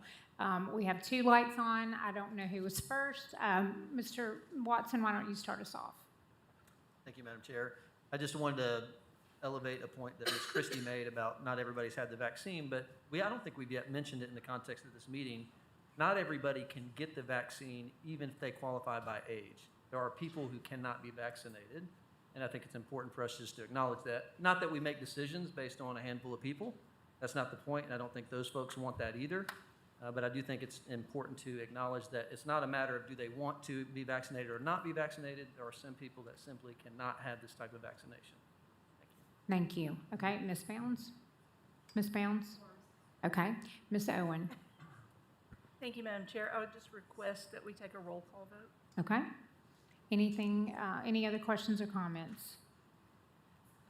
Okay, Ms. Coatney? Ms. Satterfield? Yes. Ms. Owen? Mr. Watson? Yes. Ms. Babb? Yes. Ms. Henderson? Yes. Ms. Bounds? Yes. Mr. McMillan? Yes. Ms. Christie? Ms. Horn? Yes. Ms. And- Owen, would you like to change your Yes. vote? Okay. 9-0. Okay, that vote is unanimous. Motion carries. Okay, thank you. I apologize to everybody for all the parliamentary issues of the evening, but we got through it, so thank you for your patience. And we have anyone for public forum now? We do, and thank you for your patience, public forum people. We have, let me make sure I'm doing these right.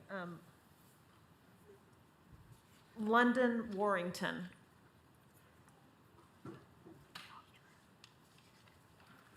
And if you'll just state your name and county of residence, and you'll have 5 minutes to speak. London, Warrington, Knox County.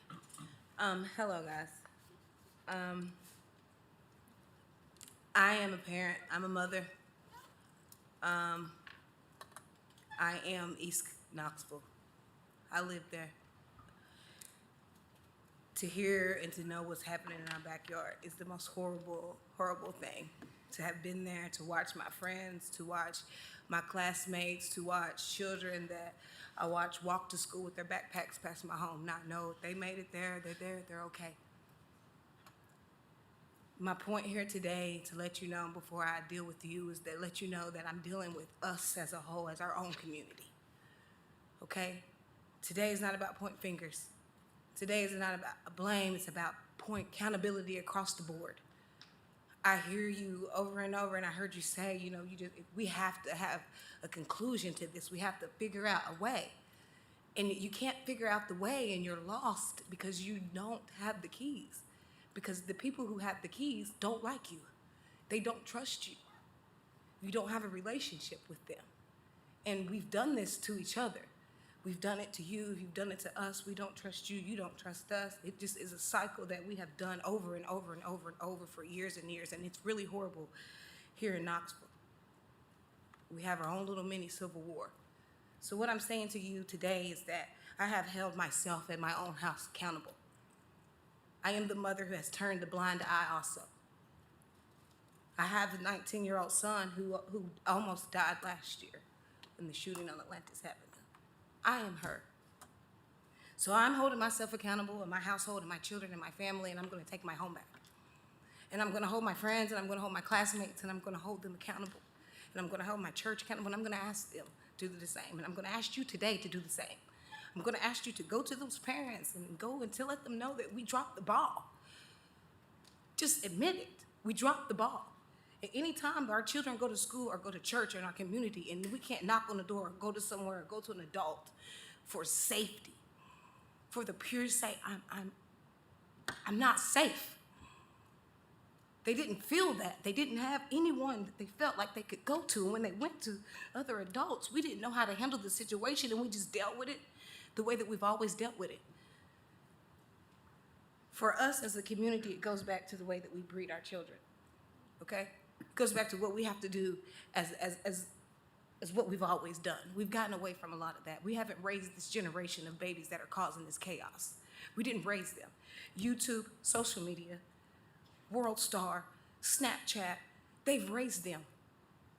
And we've dropped the ball on them. And I'm guilty for it too, okay? So before I say that you're wrong, I'm calling myself on that, okay, guys? So when I'm telling you that I'm a vessel, okay, you're gonna get used to me, you're gonna see me, and you're gonna know me, okay? because I'm tired of dodging bullets. I'm scared. I'm upset. I'm worried for my community. I'm worried for my officers. They ain't all bad. Yeah, we got a lot of mess, but we got mess on our side too. So what I'm telling you is that I'm not gonna get no bullhorn and scream and yell and argue. I'm begging, I'm asking, and I'm pleading for help. So if you want someone to be able to say, hey, what do we need to do? I'm here, your girl, okay? I'm willing to do that. I put my life on the line to do that, okay? When I back my community and I go out here and I have the conversations that need to be had with the people that I can have the conversation with, I put my life on the line to do so. But who am I if I sit back every day and I watch those babies go to school and we watch them keep going and we just keep turning a blind eye? The people who we need to help us are the people that we are shunning on both sides. You need us and we need you. So as a parent, I'm telling you, apologize, tell them you dropped the ball. We all dropped the ball when they felt like they had to go get that, or when they came with it to the school, or when the parent didn't call it and did things the right way. We dropped the ball. That's just the point, period, all the way around the board. We suck. We owe that to them kids to tell them that we suck. We owe them that. And we owe this generation to put back accountability into them so we can have something in them. For they destroy everything that we put and built, and the people before them and their ancestors and people who sacrificed their life and time beforehand to do that. Because they're going to destroy it if we don't. Accountability. That's your why. Thank you.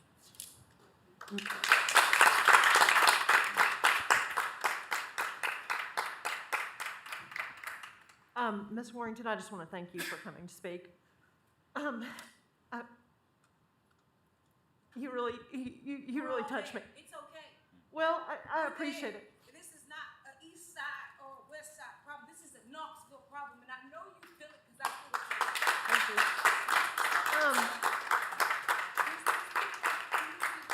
Because that Caucasian officer got hurt, however that bullet came, however those children died, whatever. You know, because I want to talk to you after the meeting, but we have one more speaker, and I'd love to speak to you afterwards. Caitlin Soothall, I'm not quite, did I say that correctly?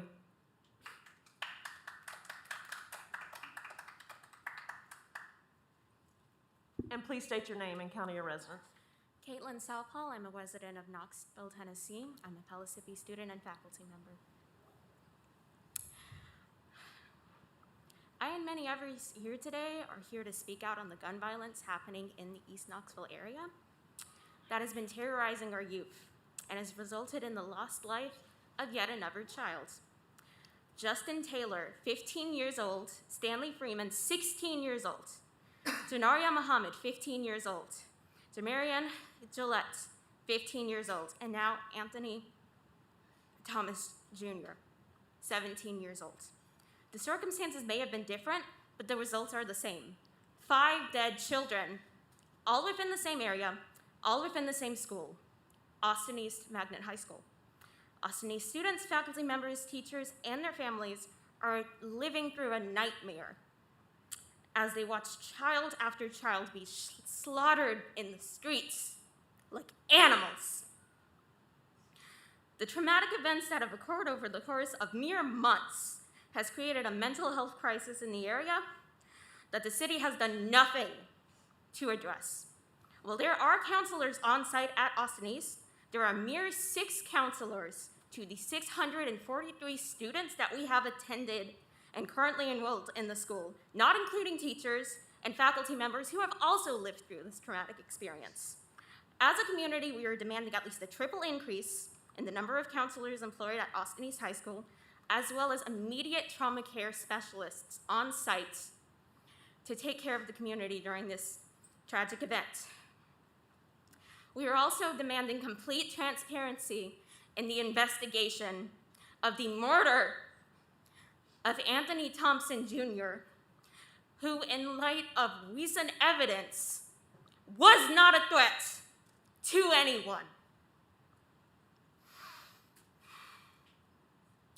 The East Knoxville community expects and demands any video recordings that KPD has at their disposal to be released to the community, but more importantly, the family, who has been in the dark this entire time. AE parents have also requested metal detectors at the front and back doors, as well as the assurance that the school is kept secure at all times for the safety of their children that KCS is supposed to provide. We also request classes and resources to be offered to AE parents and East Knoxville community members that will help them provide stable home environments for AE students. This isn't just on the Knoxville County student. This isn't just on the committee. This isn't just on the city. This is on us as well. But you need to help us make ourselves better. We also request immediate funding into programs like Project Grad that assist with mentoring, tutoring, and paving the way for students to be able to obtain higher education that helps them break the cycle of poverty that causes events like this to happen. Not pertinent to the Board of Education, but rather an appeal to state and city officials, we are also demanding funding into improving East Knoxville infrastructure, bringing better jobs to the East Knoxville community with higher wages as well as trade school opportunities and more funding into social work and outreach pertaining to mental and physical health, welfare, and childcare. The East Knoxville community would also like to be included in the conversation on how to make this happen. We're not asking you to do it on your own. We're just asking to be a part of the conversation. We're asking to be given the opportunity to make this happen, to make our goals come to fruition.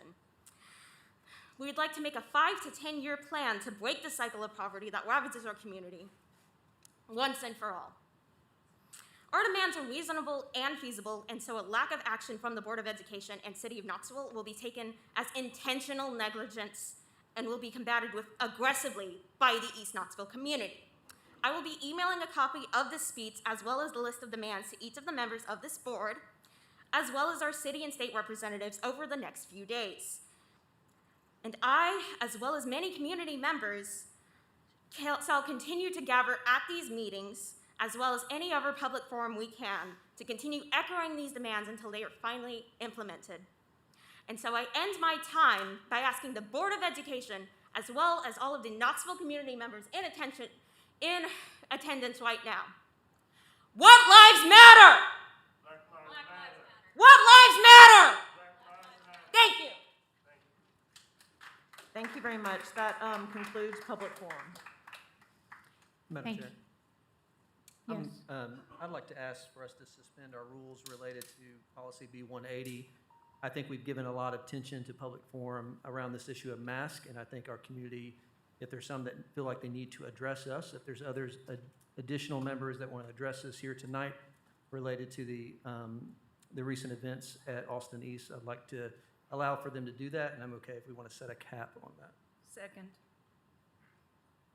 Okay, we have a motion to suspend B180 to allow Still give them folks 5-minute to- time limit, but to add people to the add people to public forum. on that one this issue, evening not other issues. regarding this one issue. Yes. And Ms. Owen has seconded it. Any discussion? Ms. I'm Babb? confused because I thought is the issue face masks? No, no, Okay. no, please, Public yes. Okay, that was, okay. No. I only mentioned face masks to say we've given a lot of attention to that, and I think it's reasonable for us to say if there's others here that want to speak to the recent events at Austin East and in the community there, that we should allow for that to happen. Thank you. Okay. Any discussion? Okay, all in favor? Any opposed? Okay, I think motion carries. Should we do a recess to get a list? A quick, or at least give 5 minutes to get a list? That way it's not random.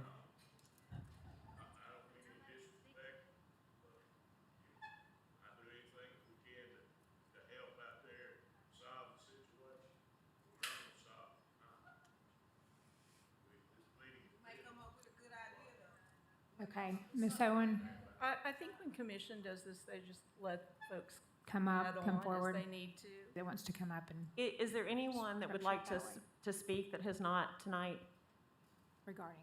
regarding the last issue that has been touched on about what's going on in Austin East and the violence going on? Okay. And if you will come to the podium and say your name and county of residence, and you'll have 5 minutes to speak. My name is Reverend Calvin Taylor Skinner, a minister at Mount Zion Baptist Church. And I'm here to speak on behalf of the faith community, one who comes from the prophetic tradition, that is the understanding that there is no separation from the faith work and the justice work. It is imperative as officials, whether elected, appointed, whether you embrace formally your call to leadership, there is the mandate to embrace that call to the justice imperative, to dismantle at the core and at the root those structures, those foundations that is not solid, and to reconstruct a solid foundation that ensures that all people are not simply surviving, but thriving. There are great people who have come up through Austin East. You have one sitting on the panel now. And unfortunately, those things, those barriers, the neglect, the persistent violence that we know can be addressed if we choose to address it. That every student within Austin East, within East Knoxville, within Black Knoxville, can do those great things that we know they are endowed to do by our Creator. I am one who speaks as a Fulton High School graduate, 99. We were unfortunately tagged with all the things that they say about schools that underperform. But I am one who not only graduated from the University of Tennessee, go on to seminary in Philadelphia and work on Capitol Hill around faith and policies, carrying with me the Knoxville values of resiliency, the Knoxville values of creativity, being able to do a lot with little. And I close with this. We as a community, especially Black Knoxville, understand our value and worth. For the church that I get to serve with, with my father, Dr. Johnny Williams Skinner, we have celebrated 160 years this past year. Mount Zion came out of First Baptist Church in 1860, 3 years before the emancipation. There were a group of my enslaved ancestors who knew their agency, who embraced their value endowed by the Creator and said, enough, we're gonna create our own space to freely express our faith. And out of that fellowship came a school. Out of that fellowship came the first Black elected official on the school board, Miss Sarah Moore Green. Out of that congregation came Mark Brown and other leaders. So we don't necessarily need permission. We don't necessarily need any affirmation to do what we know what we're capable of doing. We just simply need brave people who are ready and able to stand by us and to embrace what we all know is possible, that Knoxville can be the model city for healing. It can be the model city for transformation, can be the model city for this nation to bring unity that this nation so desperately cries for. What are we going to do? How are we going to show that Knoxville is ready to embrace that justice imperative? Thank you very much. Is there anyone else that wanted to speak at this moment? Okay, I think that concludes public forum. I don't want to leave anybody out. Okay. Thank you, Ms. Babb. If we can, if I can get y'all to stay for 2 more minutes on Mike Millen and Patty Bounce, we have one more thing on my behalf. I ask. Thank you. Okay, board forum. Ms. Satterfield, would you like to go? Okay, go ahead. This is a short 1-minute PSA. KUB Teamwork students, they did a service project to speak out against gun violence. Our voices are stronger than any weapon. These are the words of the KUB Teamwork students who recently worked with KUB staff and WATE Channel 6 to create a public service announcement about the effects of gun violence in our communities and the importance of open communication when the risk of violence becomes apparent. I'll read that again. The importance of open communication when the risk of violence becomes apparent. The student participation chose to use the theme My Life Matters for their service project. This project is a result of hard work on behalf of the students of Team Workers who are participating in the program during the 26th year of the partnership with KUB and Austin East. I am also a KUB Teamwork graduate myself. For the past several years, Teamwork students have learned about communication skills by visiting WATE News Studio and speaking with anchor Tirsa Smith. Let's go ahead and watch the PSA video so you can see how awesome our kids are. Can it get blown up? Can you start that over, please, so everybody be prepared? Thank you.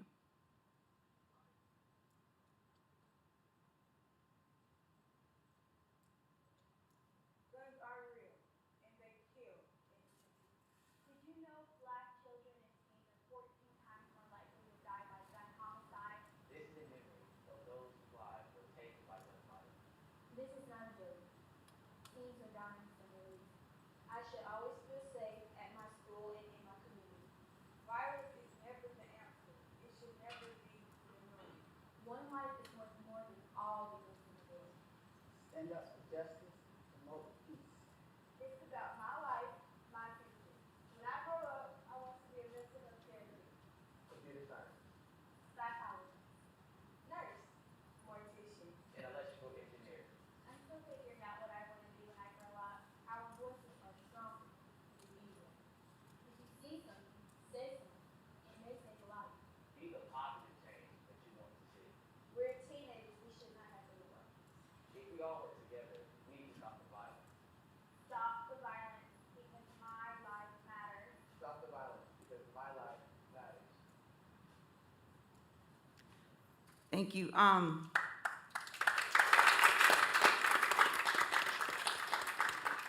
not gonna say much right now, it's too much, but I'm going to be clear. For whoever's hearing this, I am standing with my community completely. I'm not protecting a system, I'm not protecting a position, I'm not protecting a person. I am standing with my community. And everyone has asked, what can I do? What you can do is demand full transparency of the evidence that they have. Put pressure on your city, put pressure on KPD, put pressure on TBI to release the evidence. Release the video footage, release the body cameras, and let us know what happened. Because that is how we, That's the only way we're gonna be able to heal. Because you have to be able to tell them what you did because they don't like you. They don't trust you. And when you don't have Ma'am, trust, thank you, have a bad ma'am. relationship, you just thank gotta you, be ma'am, transparent. thank you. Thank you. I'm sorry. Be honest, be transparent, Just tell them and what own it up is. to Just it. tell them what it is. Thank you, Ms. Satterfield. Anything else? Okay, we are adjourned. Thank you.